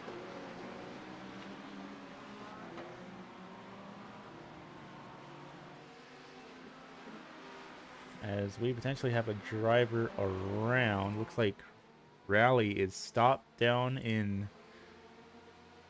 it looked like pit exit area. What happened to Rally? And Thorium's having to slow down just to avoid. Definitely an interesting situation to see. So let's see what happened to Rally here. Looks like potential just a bit of an upset going down into the corner. Locks the brakes, gets it spun around, and sure enough, Rally already back in the last position in class regardless. So not really anything too catastrophic for their race efforts, but regardless, a spin is a spin. Currently looking at the battle for the lead here in the GTE class, though. Godfrey, Dadius, Mint, and Pav all duking it out. Even after all this time has passed, they are still going for it with just over an hour left to go here at Daytona. Side by side, are we going to go 3 wide heading down to turn number 1? No, not quite. They thought about it, though. They really considered going 3 wide here at Daytona, but nope, not quite going to happen. As it looks like Mint is going to make the move down to turn number 1. Is he able to make it stick? Not quite. Godfrey Dadius back up to the lead. Pav's going to pull it up alongside Mint here as well, almost making the move for the lead himself. But sure enough, Pav not able to clear Mint, going to fall back into third. Godfrey Dadius maintains the race lead in GTE, at least for the time being. Of course, the clock strikes 1 hour left to go here at Daytona. Here soon enough, we probably are going to start to see the sun rise once again and get into the morning segments of today's event. Honestly, I don't know if the morning coming is going to mean that drivers will start to chill out a little bit, or if things are going to get even more chaotic in the closing chapters of today's special event. Checking on things up in the front, Thorium is still our race leader in LMP2 right now in that Tag Heuer entry. About a 5-second lead over Miette as... Godfrey Dadius is off the speedway. That's our race leader in GTE off the track. Gets it back up on the speedway, still in the lead, but losing ground rapidly. Is side by side just behind is Mint and Pav. Both of them were hoping to capitalize on the mistake of Godfrey Dadius, and it looks like neither of them are quite going to be able to. However, Godfrey is still trying to get back up to speed after that slip down into the grass, so who knows if they're going to be able to defend down here into turn number 1. Side by side for Mint and Pav here into turn number 1 once again. Godfrey Dadius still holds on to the race lead despite that little shortcut through the grass. The Pav gets around Mint here, and now we have a LMP2 getting involved in the mix. That is August here inserting themselves in this battle. Just behind there is the Texaco Haviline entry as well, as Sarkin is spun around in the corner. Nobody's made contact with him, though. That's most of the battle right there. Looks like just another self-spin for the driver of the 203. Let's take a look back. Sure enough, it looks like that's exactly what it is for Sarkin Piastri. And yep, that is exactly what it is. Just a little bit of a self-spin as a treat. And it looks like Sarkin is around again, still trying to get back onto the actual speedway. We might have had an incident with August as well. Sure enough, August had an incident as well while we were looking at that replay. August here trying to get around the leader in the GTE field of Pav. Pulls it down alongside, and oh lordy. Well, we now have 2 LMP2 drivers left. It's just down to Thorium and Miette now. Just like that, it's down to Thorium and Miette. The only 2 LMP2 drivers still on the lead lap. You see Thorium down there working their way through GTE traffic. 3-second lead over Miette, and Miette has not even started working her way through these cars yet, so Thorium will most likely be getting even more of an advantage here. Further up ahead, you can see Thirds in the Speed Racer car. Thirds is only a lap down, so if something were to happen to Thorium and Miette, Thirds might be able to squeak away a race win here, only being a lap down. That's a lot better than her competition, because the next closest car is a Toddler, who is 7 laps down right now. So who knows what might happen, but Thirds is not quite down for the count. Her chance is still here to potentially take home a race win if something happens to Thorium or Miette in the next 57 minutes.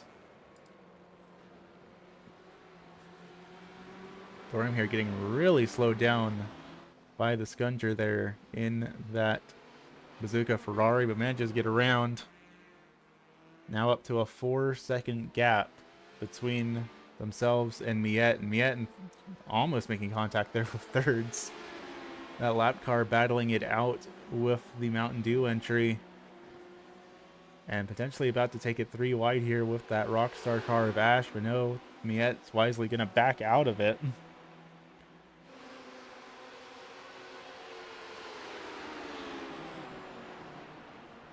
I'll tell you what, I don't think anyone had it on their bingo cards for tonight that we would see basically the entire LMP2 field take themselves out, with an hour left to go at that.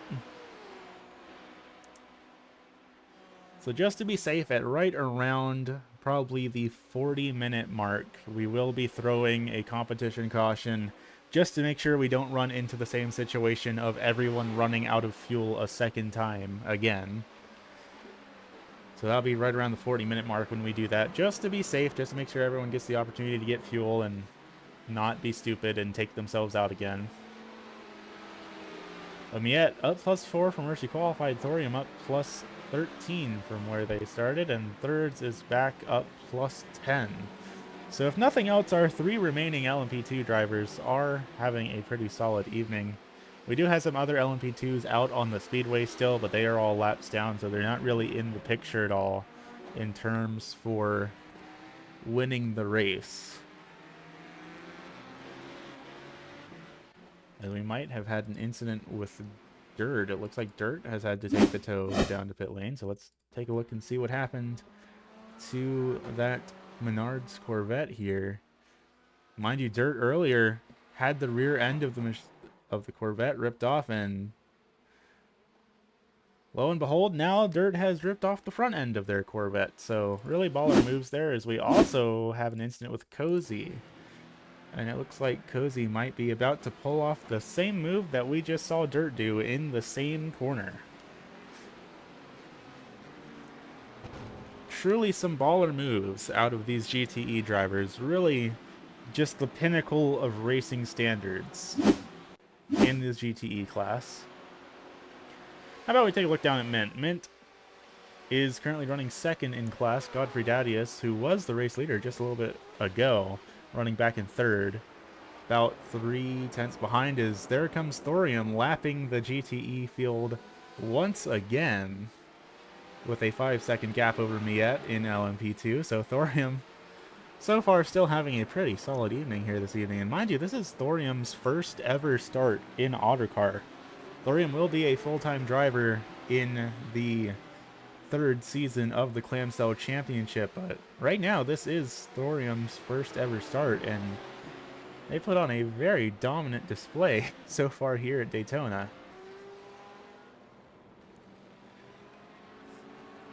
Godfrey Dowdy is closing up on Mint, though, as Rally has gone from 30th to 27th overall. Rally managing to get around a couple of cars that have wrecked out of tonight's event. Speaking of wrecking out, the Scuncher is around and seems to be missing a bit of the front of their car. Another casualty to overdriving the corner and giving a nice big smooch to the tire barrier. Fascinating times we live in here, race fans, but here is the closest battle on the speedway for position. This is Mint and Godfrey Daddy is still battling it out for second in class in the GTE field. Side by side, and it looks like Godfrey might be able to try to make the move happen here through the high line, and not to be counted out, Deegan is here in this battle as well. Deegan is still running in the Jack Daniels car, running up in fourth, and Deegan is a part of this battle here as well. Heading down the front straightaway, heading into turn number 1. Everyone needs to be careful because that is a toddler just behind this battle in the GTE class. And after what we saw a toddler pull earlier in tonight's event, I'm a little bit scared to see them out on the track at all, much less getting involved with GTE traffic. So we'll take a look down here at a toddler, just keep an eye on them, make sure they don't get up into any sort of funny business after what they pulled earlier in tonight's event. Of course, now getting fully blocked by Deegan and Godfrey Dadius, they really have nowhere to go. They're just getting fully blocked by these two cars. Not all too unlike when you see two semi-trucks taking up all the lanes on the highway. A toddler is having to exercise a monumental amount of patience, especially as Godfrey Dadius almost drives straight into the side of him. But able to get around Godfrey Dadius, now making their way around Deeg, able to get around Mint as well. A toddler has navigated the battle without causing anything catastrophic this time around. Always great to see. And now we're just going to focus here on this battle between Mint, Deegan, and Godfrey Dadius, as this is the battle for second back through fourth in the GTE field. Only a second and a half back from Pav in that Sprite entry as the race leader.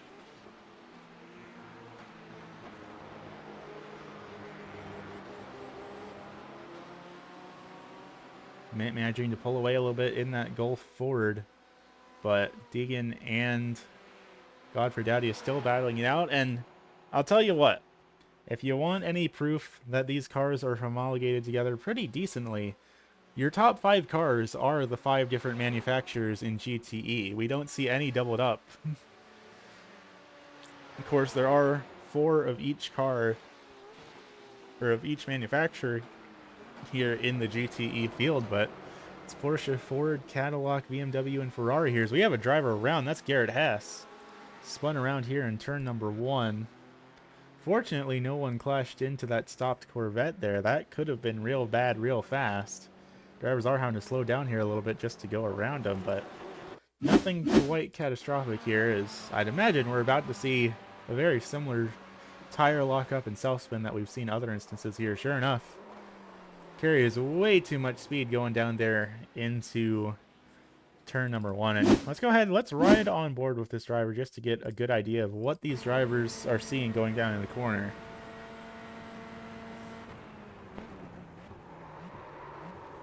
As you can see, just absolutely monumental speed difference going down here into turn number 1, and it's very easy to overblow the corner, and once you do that, not a whole lot you can do to stop yourself.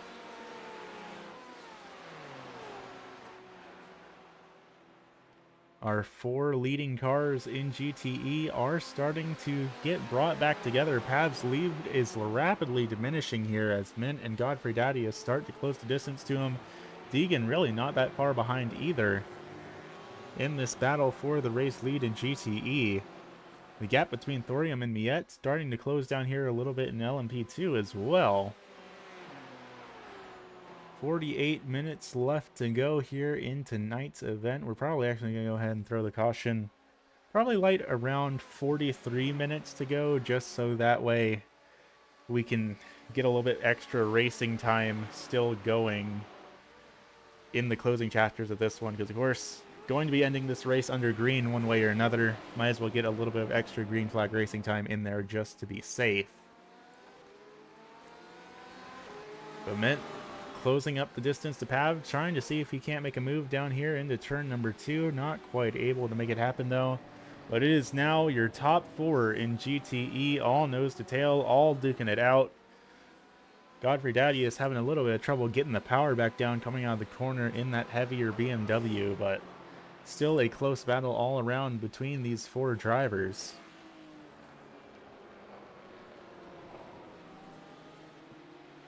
How about we actually ride on board here with Deeg heading back out onto the NASCAR section. See what it's like on board with one of these GT3 drivers here. Of course, Deegan running in the currently the top running Corvette of the four here in the field.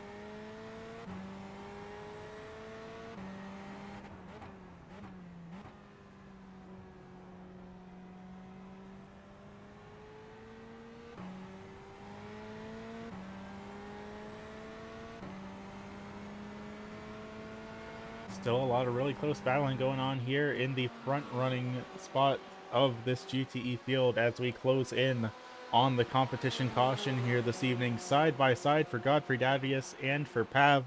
This could be the pass that determines who leads the GTE field on the restart after we go through the competition caution here this evening. Sure enough, Godfrey Dadius back to the race lead. Pav in second, Deegan back in third, Mint in fourth. And once this caution comes out here with 43 minutes left to go, we are going to see Hybrid, Ash, and Sark and Piastri get caught back up to the field as well on the restart. That prototype of Kodiak Jack, we haven't really talked about here this evening, running up in 6th in class in the LMP2, a couple of laps down right now, working his way around some of these GT cars. 44 minutes to go here, so the clock is ticking for these drivers to get themselves situated and try and make any passes before the caution flag flies. Currently looking at Mint right on the back of Deegan here, cutting through the infield section, trying to make something work here. As Godfrey Dadius has pulled away to a 4-second lead over the GT field right now. That's going to be Mint and Deegan duking it out with 44 minutes to go. As soon as the clock hits 43, we are going to be throwing a competition caution here for everyone to take fuel, just to avoid a second situation of every single car running out of gas and kind of messing up the flow of the race by a substantial margin. Side by side, though, Deegan is going to pull up alongside Pav here. Will they be able to make the move? No, they will not. Caution flag is out here with 43 minutes to go. No, Deegan. Nope, Deegan is not going to be able to make the move on Pav. It will have Pav scored as leader of that battle as this caution flag flies. So this should be the final caution of the evening, because this should give all of the drivers the opportunity to pit and get fuel to the end. Of course, in a perfect world, we wouldn't be needing to do this in the first place, but if the AI are going to be stupid and run themselves out of fuel, then so be it. We got to do what we got to do for the sake of the competition, even if that means rigging it a little bit. So caution flag 2 not going to fly here. Now it's just a matter of getting everyone caught back up to the iRacing.com pace car here, as Pav's going to assume he's still running in the race under green and scrape against the wall as he overdrives the corner. And speaking of drivers overdriving the corner under caution, a toddler looks like they might have had a little bit of a self-spin coming through the corner here as everyone makes a mad dash to catch up to the pace car and get ready to do their second round of pit stops here.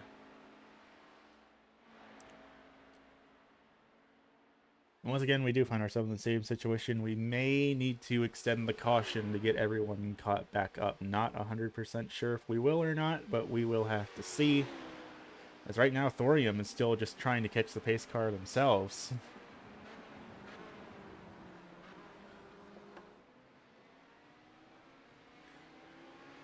This caution hopefully won't last more than about 5 minutes or so, and that should leave us with a good 35 minutes of green flag racing to the checkered flag to crown off our first ever Ottercar special event. I'll tell you what, so far, it has been a bit of a crazy one. A lot of things have happened here tonight that I don't think anyone had in their bingo cards, and all in all, I think it's been a pretty fun experience so far here in this race. Thorium's managed to catch the pace car, so now it's just a matter of getting everyone else to catch on up, and then pit cycles will begin, and we can get this thing rolling once again. And that should give all of these drivers the fuel necessary to get to the end of the race. So we shouldn't have any shenanigans with the whole field running out of gas a second time. Because if we did, I might just have to cry a little bit. I think that's just all it comes down to. I think we would have to cry if everything fell apart a second time. And we have a driver around, George Foreman, blowing through the corner, but he manages to get back up on the track without any difficulty, so no big deal there.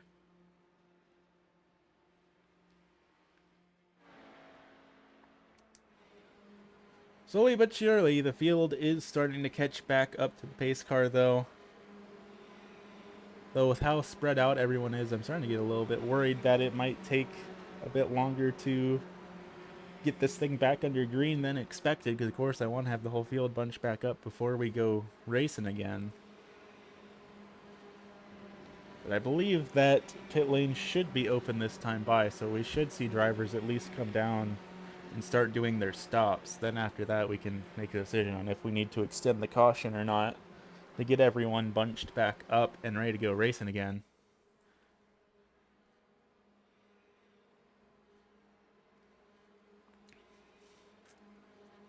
It also begs the question of, are we going to see thirds stay out of pit lane and get the wave around to be put back onto the lead lap in LMP2 here? Because if she does that, then it will be a three-way battle for the race lead in this final closing chapter tonight's event. But of course, that is a monumental what-if that hinges very heavily on if thirds decides to stay out here or not. In a real race, there would be no reason for her not to. But nope, she is going to come down pit lane, so she's not going to take the wave around. Which I guess is fair enough. Thirds is known for being notoriously difficult at all times, so it's going to be a two-car battle in LMP2 for the remainder of tonight's event, it looks like. But sure enough, everyone is coming down pit lane. Yep, no one is staying out, which is exactly what we want to see. Everyone is coming down and getting fuel. So there will be no shenanigans with the entire field running out of fuel in the final closing stages of this event.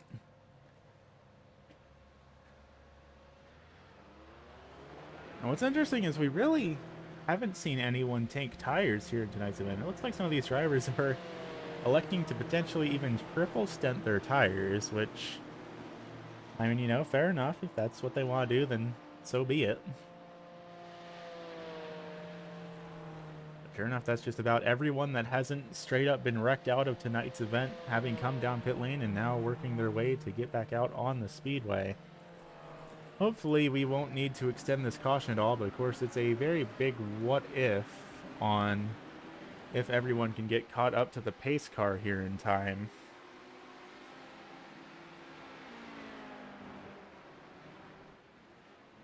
It does look like Miette had a shorter pit stop than Thorium, though, so that's going to get Miette to be our new race leader, at least under this caution. Of course, going to be lining up 2 by 2, so that's not really saying much. It just means Miet's going to have the preferred line going into turn number 1. But otherwise, it's still anyone's game here between these two LMP2 drivers. Of course, Thorium in the all-yellow Tag Heuer entry, Miet in the Mountain Dew white and green entry.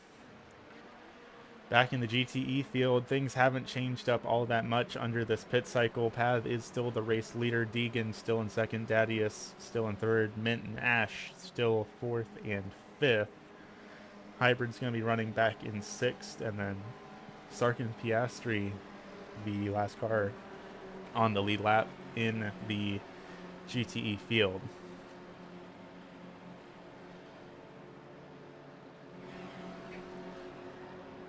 It does look like we do have a couple of drivers trying to take the wave around, but it's none of the drivers that really will get affected by it all that much, I don't think. None of these drivers that are taking the wave around are drivers that are only a lap down, as far as I can tell, so it doesn't look like all too big of a deal there. We have Ash and Mahdi out there, who is currently 14 laps down, so that'll make him 13 laps down, just behind Garrett Hess. Hess is 1 lap down, so actually that, if Hess gets the wave around here, that will put Hess back on the lead lap. Then we have, I believe that is Rally back there. Yep, Rally electing to take the wave around. Rally is 16 laps down right now, so that'll make Rally 15 laps down. And then we have a Toddler, who is currently Toddler is actually 6 laps down, so yeah, looks like Garrett Hess is the only driver that will be taking the wave around here that will actually make any sort of difference in terms of who is still on the lead lap when we come to the green. Of course, as we line things up 2 by 2, drivers that are getting the wave around take their wave around, and that cycles things back around to having Thorium and Miet your 2 front runners, as everyone else tries to get their way back caught up to where they're supposed to be at the back of the field.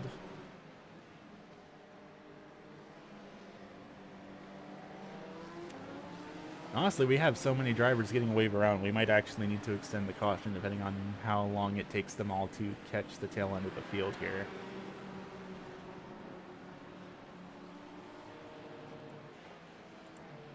I'm not entirely sure why Pav got waved around here.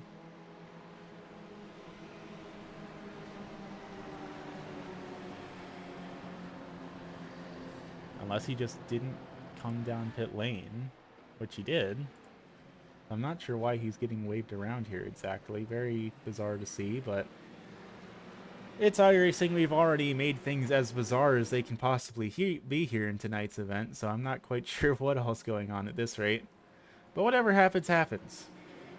We're going to be going green flag racing this time by one way or another. And everyone's as lined up as they're going to get, more or less.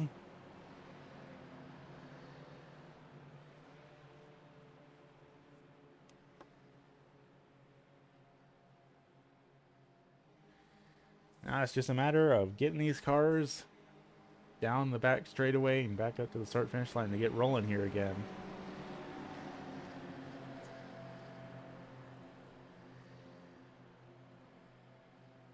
I'm really not sure why Pav was given the wave around, because he definitely does not need it.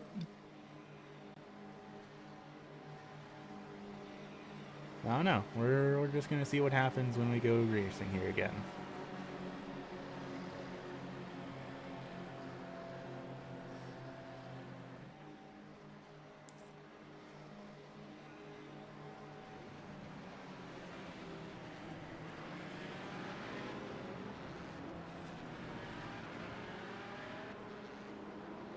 Gonna be getting ready to go green flag racing here once again.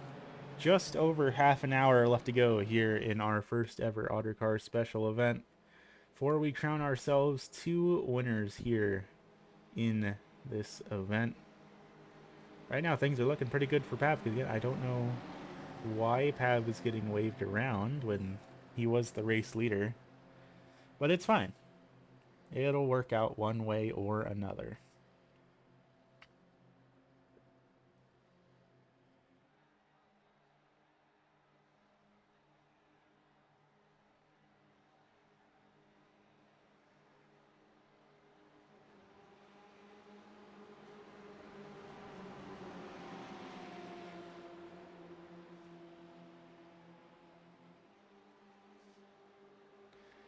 Alrighty, green flag back up in the air here for the 3rd time here in the Daytona 2.4, the MusteLe Le Mans Daytona 2.4.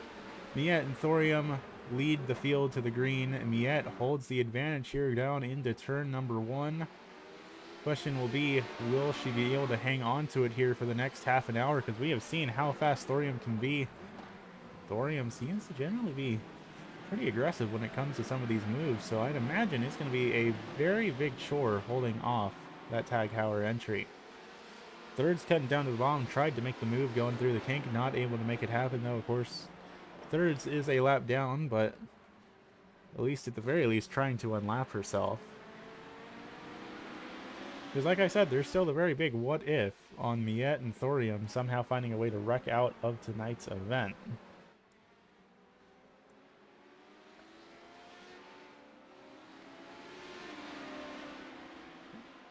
And sure enough, now Thirds is going to make the move on Thorium and take the spot away.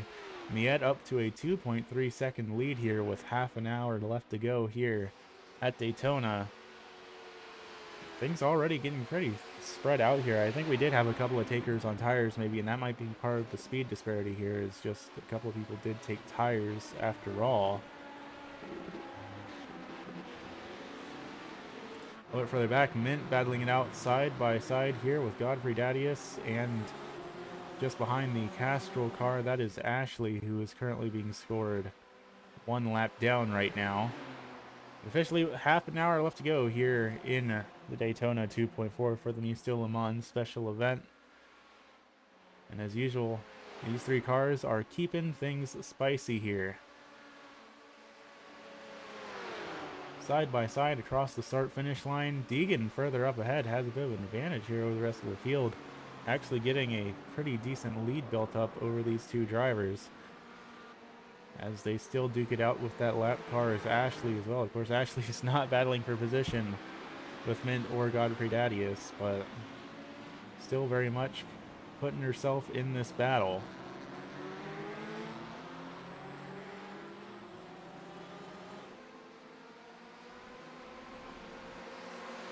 Mint falling back position is now Ash is up in 4th in that Rockstar BMW. I don't remember Ash being on the lead lap, but sure enough, Ash is here in this battle for the front of the field in GTE, with the exception of Pav, who is just inexplicably a full minute ahead of everyone else because of that wave around that I'm still not entirely sure why he was actually given. Hybrid here now battling out with Mint, as Mint seems to be a little bit off the pace here. Hybrid going up in position for what feels like the first time here in today's event. Sergeant Piastri, the last driver on the lead lap in GTE, a little bit further behind in that TF Sport Corvette, kind of being swarmed by lap traffic here. That Waffle House Ferrari not on the lead lap, the Bazooka Ferrari not on the lead lap, and of course the green and white BMW not on the lead lap either. So we have a driver around. That is Garrett Hess around, coming out of the infield section back onto the NASCAR portion. But once again, another self-spin that doesn't really have anything too consequential going on for it here. With 28 minutes left to go here at Daytona for the MusteLe Le Mans 2.4. Really getting into the closing chapters of this thing here. As side by side for Ash and Mint. Mint sending it down to the bottom, going to make the move on that BMW Hybrid, trying to follow through, but not quite close enough to make it happen here. Still a whole lot of racing left to go before we can decide our winners here at Daytona. But what an event it has been so far for the past 2 hours. Quite the exciting show put on by these 33 Ottercar drivers. And it looks like we might just be starting to see the first glimmers of sunrise here this evening. It's very subtle, but I think I started to see a little bit of color up in the sky there. As Pav is off the speedway, race leader by a full minute, goes off the track. He brings it back on the track now, and that closes the gap down to only 59 seconds between himself and Deegan. Can't let all of that power go to your head after getting a mysterious wave around that I still don't understand why you got. That gave you a full minute advantage over the rest of the class, but you know what? I don't make the rules. I'm just the broadcaster. How about up here in GTP, Miette is starting, LMP2. Miette is starting to lose ground on Thorium here. Thorium got it down to a 1.8 second gap. It was about 4 seconds. Feels like only a lap ago, and it is starting to close down between these two drivers. Here with 26 minutes left to go. It really is for all of the marbles here at this point between Miette and Thorium.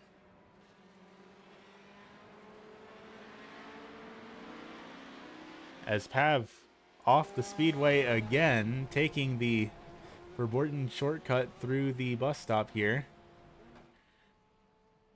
Not even trying to be on the track at this point, that we're just going off-roading here now. I'm not quite sure what the game plan is, but this is how we're doing it, I guess. Does manage to bring it back up on the speedway after cutting the entirety of NASCAR 3 and 4. But Pav is back up on the racetrack, still with basically a full minute race lead. And I don't know. We'll just have to keep an eye on that driver, because somehow I have a hunch they're going to be making more mistakes here soon. But following along with this battle in GTP, Thorium is continuing to close the distance between themselves and Miette. The only two LMP2 cars still in this race on the lead lap. And it's only 1.5 seconds separating the two of them. Thorium not getting a great corner into turn 1 though, so that is going to cost them a little bit of time here, but still trying their best to get it going, keep it in this battle. But it's now up to a 2-second gap, so definitely a little bit of struggle when coming out of that number 13 car here in these final couple of minutes here at Daytona. Now up to a 3-second gap between the two of them as it just continues to grow. Now make it 4. Why not? 4 seconds between Miette and Thorium now for the race lead in LMP2. As Pav still inexplicably holds the lead. Now only with 46 seconds, but still a massive lead over the rest of the field. Falling behind that lap car of Garrett Hess, who is currently being scored a lap down right now with some damage on it as well. Further back though, this battle just keeps going for the mid-pack in the GTE cars. Godfrey Dadius battling it out with Ash, Mint, Hybrid involved here in this battle as well. I see Ash, who's really been having kind of a quiet evening in that Rockstar BMW, finding themselves up inside the top 5 in GTE right now. 2 BMWs inside the top 5. That has bumped Ferrari as the lowest scoring manufacturer right now. Not that we're paying a whole lot of attention to that here in this special event, of course, in a one-off race.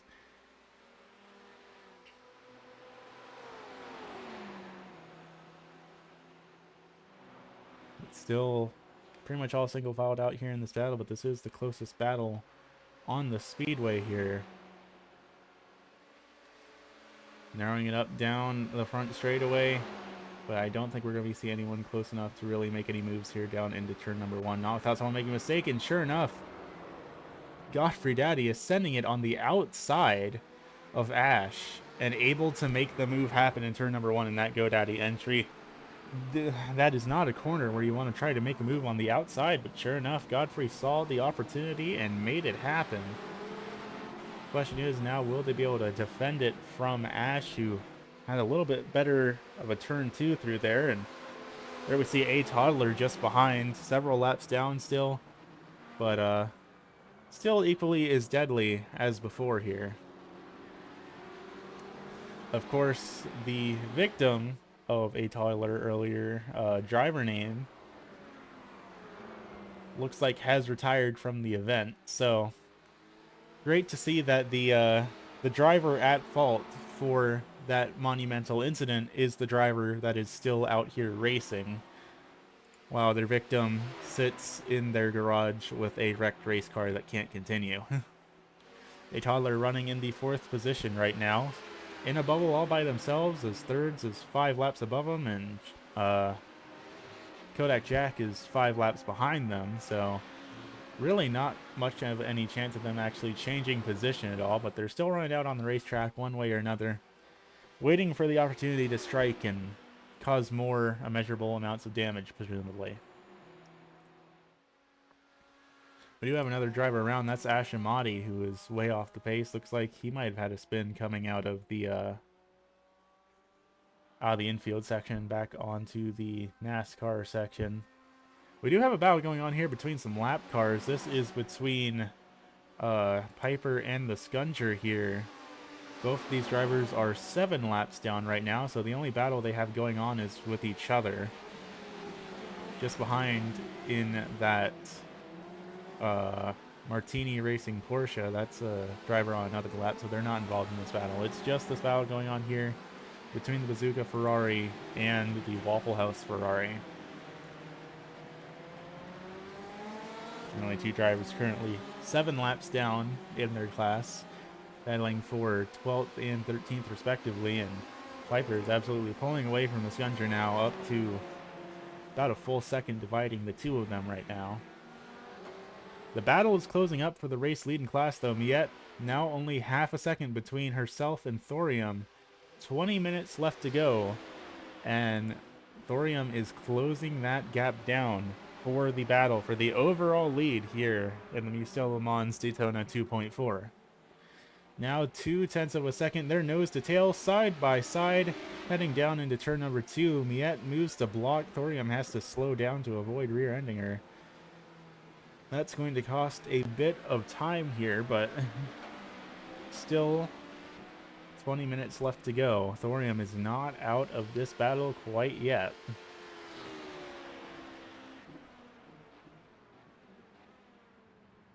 Bring it back up close again here through the second part of the infield and back up onto the NASCAR section. Thorium's now close enough to very thoroughly have the slipstream here, so I think Miette's going to have to play really hard on the defensive if she wants to hang on to the race lead here.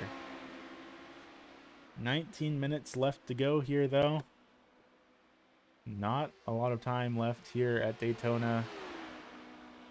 And it is a crazy close battle, even all the way at the end of this race, between our 2 leaders here in LMP2.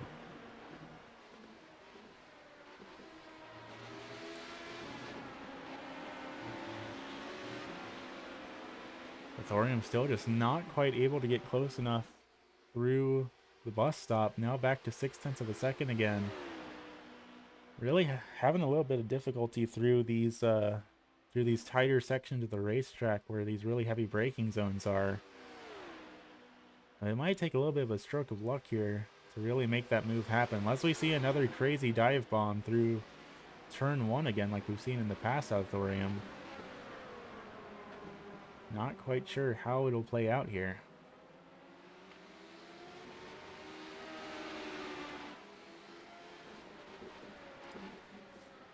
But still, Thorium right on the bumper of the overall race leader here in the MusteLe Le Mans Daytona 2.4.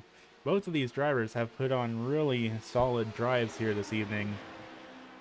And as the sun begins to rise over the speedway, I think it's all going to come down to these two drivers here. Now down to 17 minutes left to go.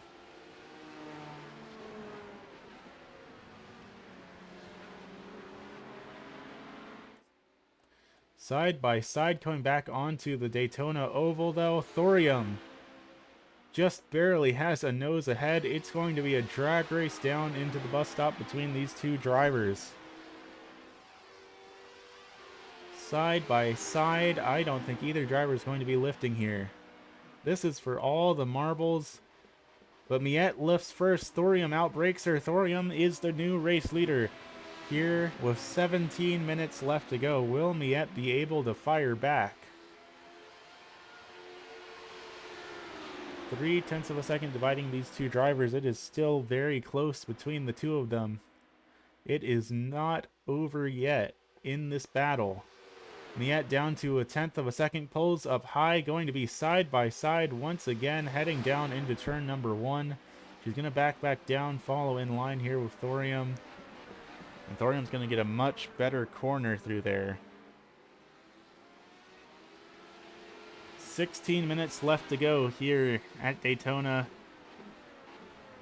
And Thorium now up to a 1.4 second lead right now.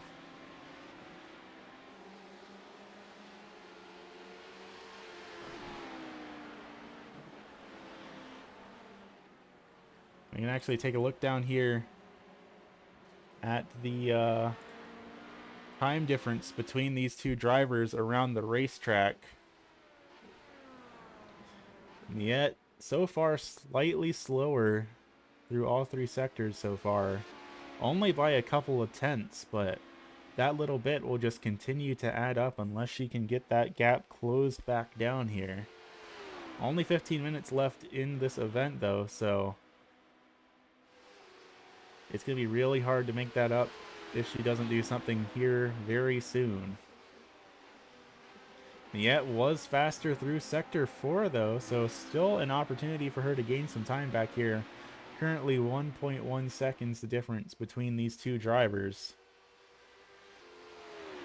As we head back through to the front straightaway to start this counter back over again. Now back down to under a second in this battle for the race lead.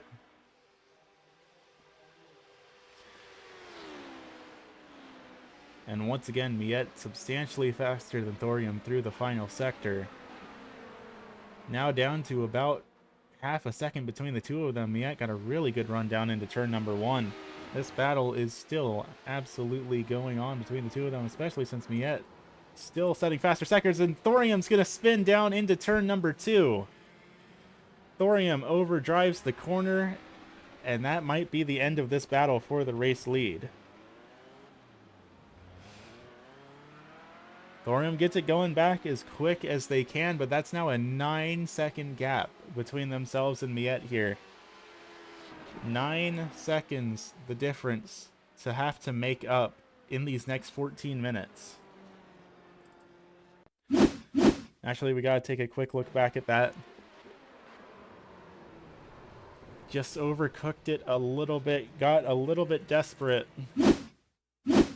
And that's all it takes to send that driver around. Tried to save it. And if nothing else, they got pointed in a decent direction to get it rolling again. But still, 8.5 seconds going to be the difference for the race lead here.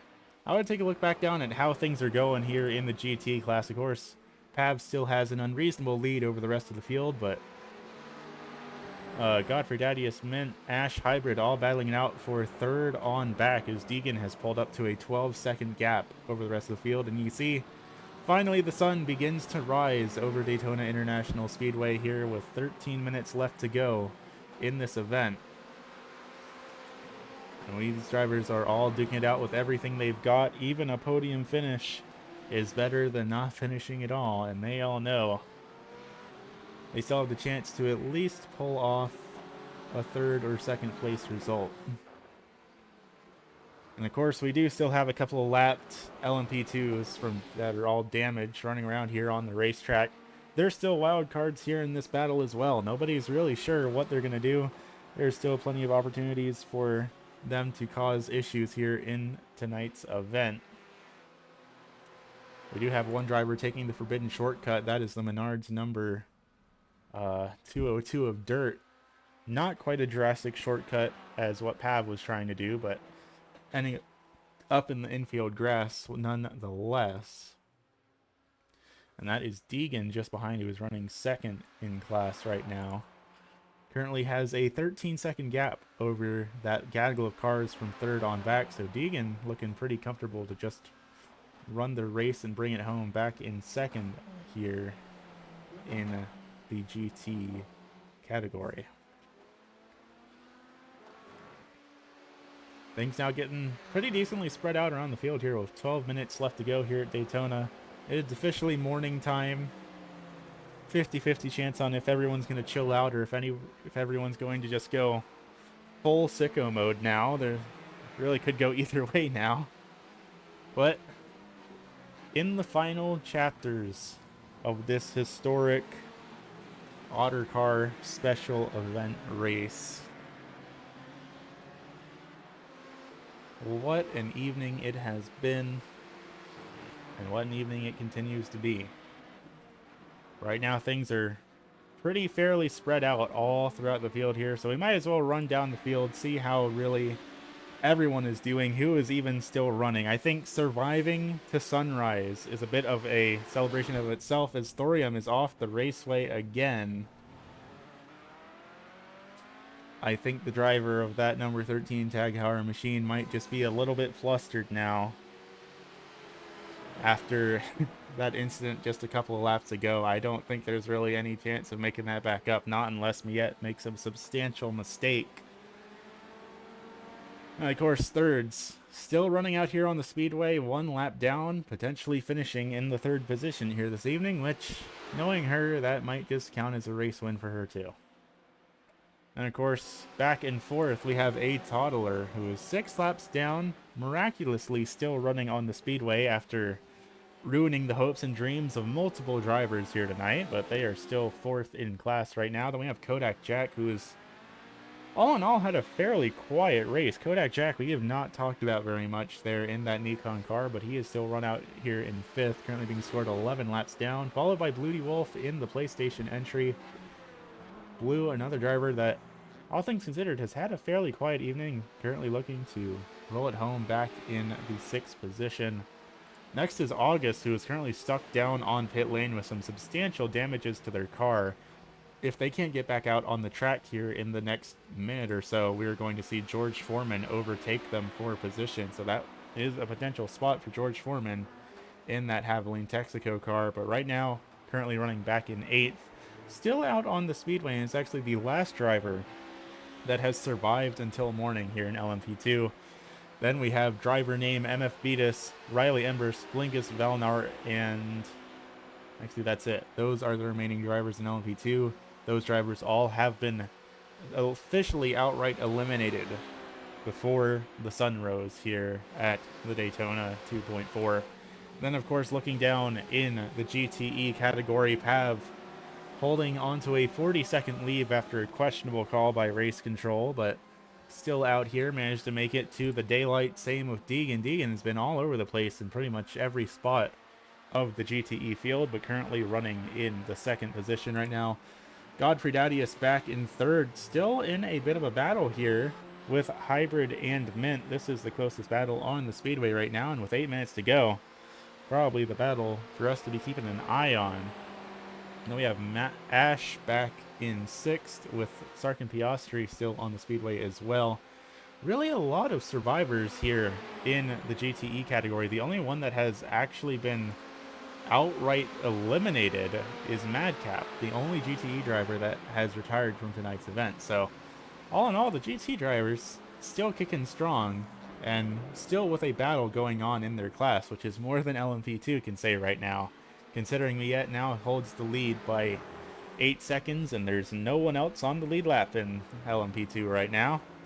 So this is probably where we're going to be focusing our camera for the remainder of tonight's event in this battle here in the GT category for the third position and the final spot on the podium for GTE. Right now, Mint leads the way in this battle. Hybrid just behind, and Hybrid was a driver that I feel like we saw a lap down at one point that has managed to work its way back up onto the lead lap, and now it's battling for position here in the GTE category, starting to fall back a little bit for Mint, and Godfrey Dadius starting to catch up here in that GoDaddy BMW. Now here we are, just 7 minutes left to go at Daytona before we crown our winners for the first ever Ottercar special event. And it is closed back up. Mint has slowed down, got a bad exit, getting back onto the NASCAR oval, and it's now a three-way battle here for third.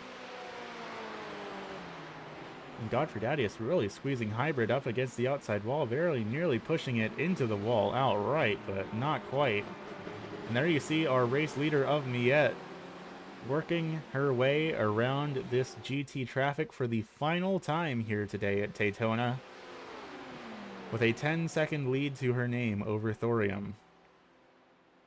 What a heartbreak for that second place driver in LMP2, though. That was a very solid battle from both these drivers all throughout the night up until the morning, and then all it took was one little slip up, and that's all it took to separate the two of them to the point where, unless Miette makes a mistake, I don't know if Thorium's going to be able to catch back up here. Especially here in the final 6 minutes of this race. I think things are mostly done and dusted on who our race winners are going to be here. Ash a little bit further back in the Rockstar BMW, trying to make a move on Hybrid here in that Ferrari. This is the battle for the final spot in the top 5. So still digging out here with 5 minutes left to go. Big high five up in the air from our flag man back on the front straightaway. We are really in the final closing chapters of this race now. And nose to tail still for Hybrid and Ash here. Ash going to be pulling up to the high side, trying to make some sort of move work, as thirds has come down pit lane here. I'd imagine this is a scheduled stop. Let's take a look down there. Yeah, it does seem like this is a scheduled stop for thirds, but that does have me scared. Hopefully both these two remaining drivers do have fuel and we didn't throw the caution too early or something. We should be fine. I think it'll be fine. We're not going to worry about it. Instead, we're just going to keep on looking down at this battle here for these couple of spots in the GTE category. Godfrey Dadius battling it out with Mint. Ash battling it out with Hybrid, as we now see Thorium coming up through in the Tag Heuer LMP2, that bright yellow one. 13 seconds back from Miette for the overall race lead here, with 4 minutes left here at Daytona before we crown our winners for the first time in an Ottercar special event, and hopefully to be the first of many. Definitely a different experience from what we normally see with the Ottercar AI Racing Series, but what an experience it has been.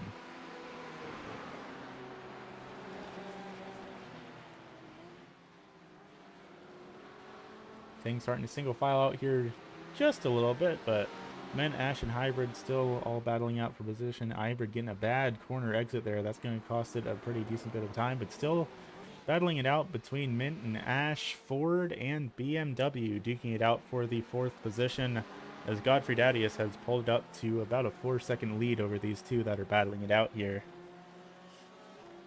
3 minutes left to go here at Daytona, and thirds is still down on pit lane. It's been on pit lane for a minute and a half now. That's starting to make me worry that thirds might have actually wrecked and gotten some damage, because that is an unusual amount of time to be down on pit lane in these cars. The average pit stop only about 30 to 40 seconds, so now being there for a full 2 minutes, there's something potentially wrong with that race car driven by thirds. Now closing in here on just about to be 2 minutes to go here at Daytona. Still watching the battle here between Hybrid and Mint. Hybrid managing to get around that Ford. That's going to put it up to the 4th position. Mint just behind. Ash closing in on this battle as well. All nose to tail here. There's also... Uh-oh. We have trouble. Miette's off the raceway. Miette's crashed out. That is the end of the line for Miette. With 2 minutes left in the race, Thorium is your new race leader, and there is no one to contest the race lead anymore.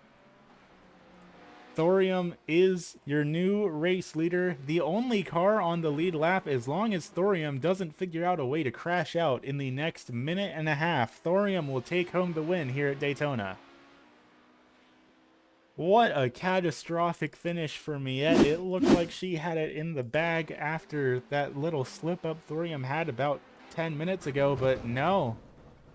Just got a little overzealous, overcooked the corner, and that's a totaled race car.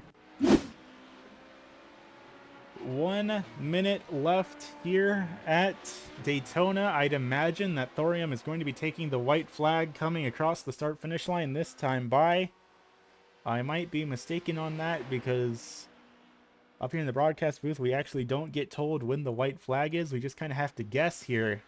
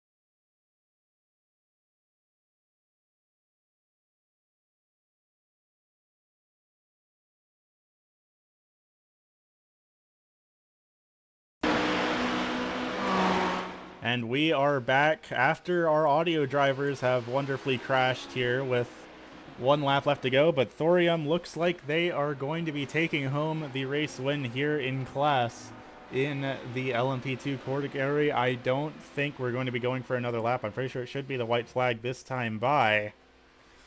And sure enough, heading through NASCAR 3 and 4, entirely uncontested, Thorium comes to the checkered flag. In their first ever Ottercar start, Thorium takes home the win here in the MusteLe Le Mans 2.4. And what a win it has been.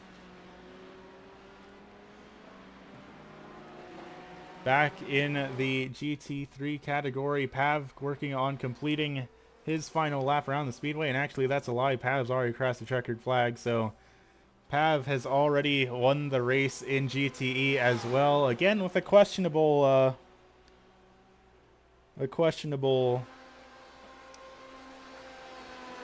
gap to the win, but you know, it works out.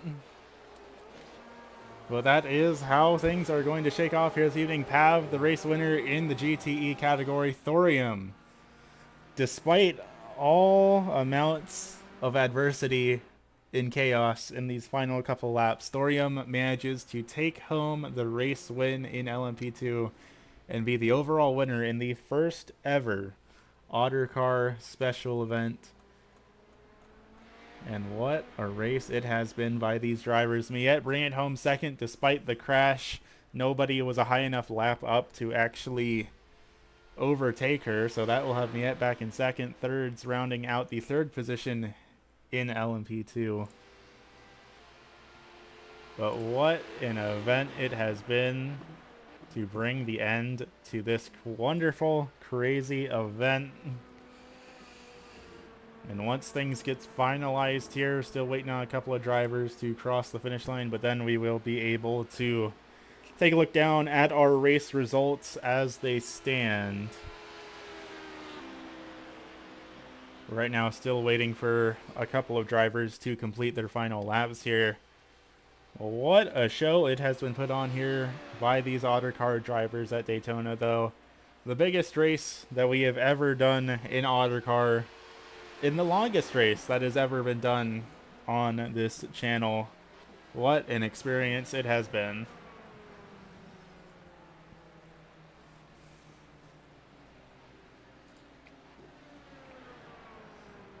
Apparently, looks like we're still waiting for a couple of drivers to have the results finalized before we can take a look down at how things will be officially shaken off here this evening. But I can tell you at least right now, Thorium, Miette, and Thirds, your top three in the LMP2 category. Pav, Godfrey, Dadius, and Mint, your top three in the GTE class.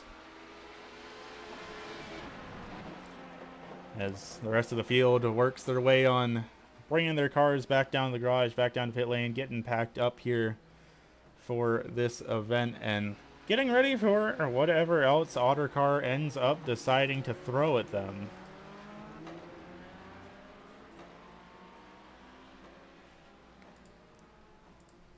I'm not quite sure which drivers were still waiting to cross the finish line to officiate the results, but lo and behold, we are still waiting for somebody before we are able to get the official word from race control on who finished where. But what an event it has been here today. 2.5 hours of absolutely chaotic racing action here at Daytona. And despite the distinct lack of our LMP2 field existing at the end of the race, still a very shocking finish at the end there as well. Thorium now making it back around to the front straightaway, going to be bringing it down to pit lane. Still a couple of other drivers that need to bring their cars back down here as well. Nope, Thorium's just going to keep on racing. The race is over. They are the winner, but they still feel like racing, so you know what? More power to them.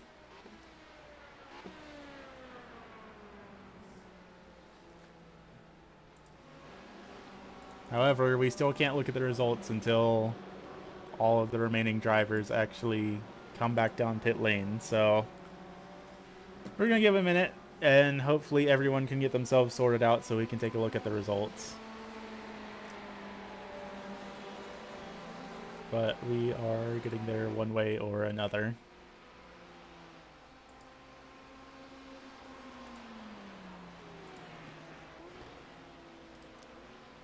And eventually, possibly, maybe, we might be able to see our race results here for tonight's event. More drivers are running it down. Thorium is still just driving around the track. I think someone needs to go down there and get on the radio and tell them that the race is over and that they are the winner. I don't know if that message is quite gotten across yet.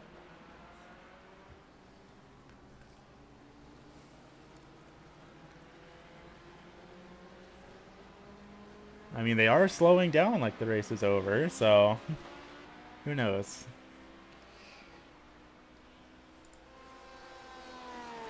Pav is also still racing around the track like the race isn't over, even though it very much is.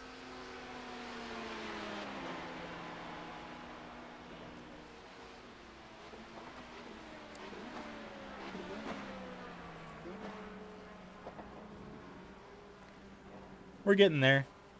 Eventually, everyone's going to get the MoMA to get off the track. It's over. You can go home now.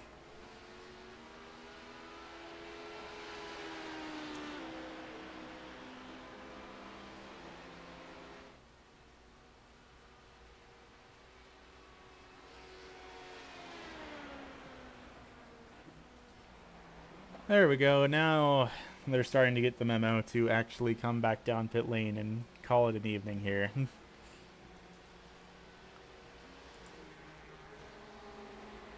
if we're lucky, we might see Pav and the rest of these drivers actually come down here as well.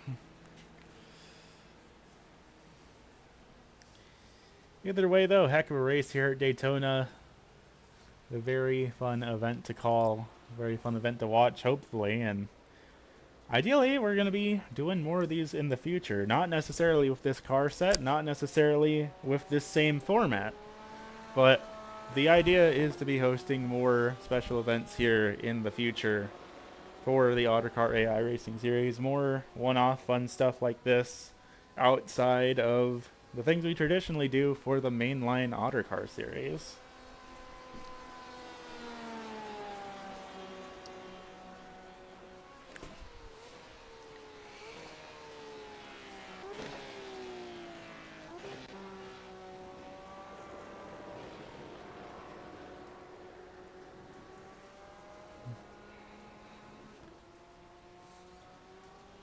And fortunately, we're here on the iRacing.com platform because it looks like it is raining real hard out there in the real world right now.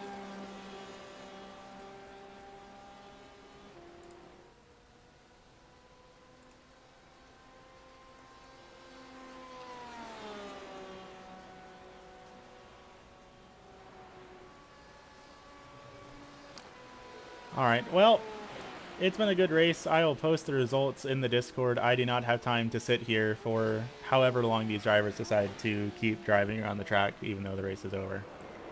Thank you all for tuning in here to today's event, and I look forward to seeing you all sometime soon. Have a good evening, race fans.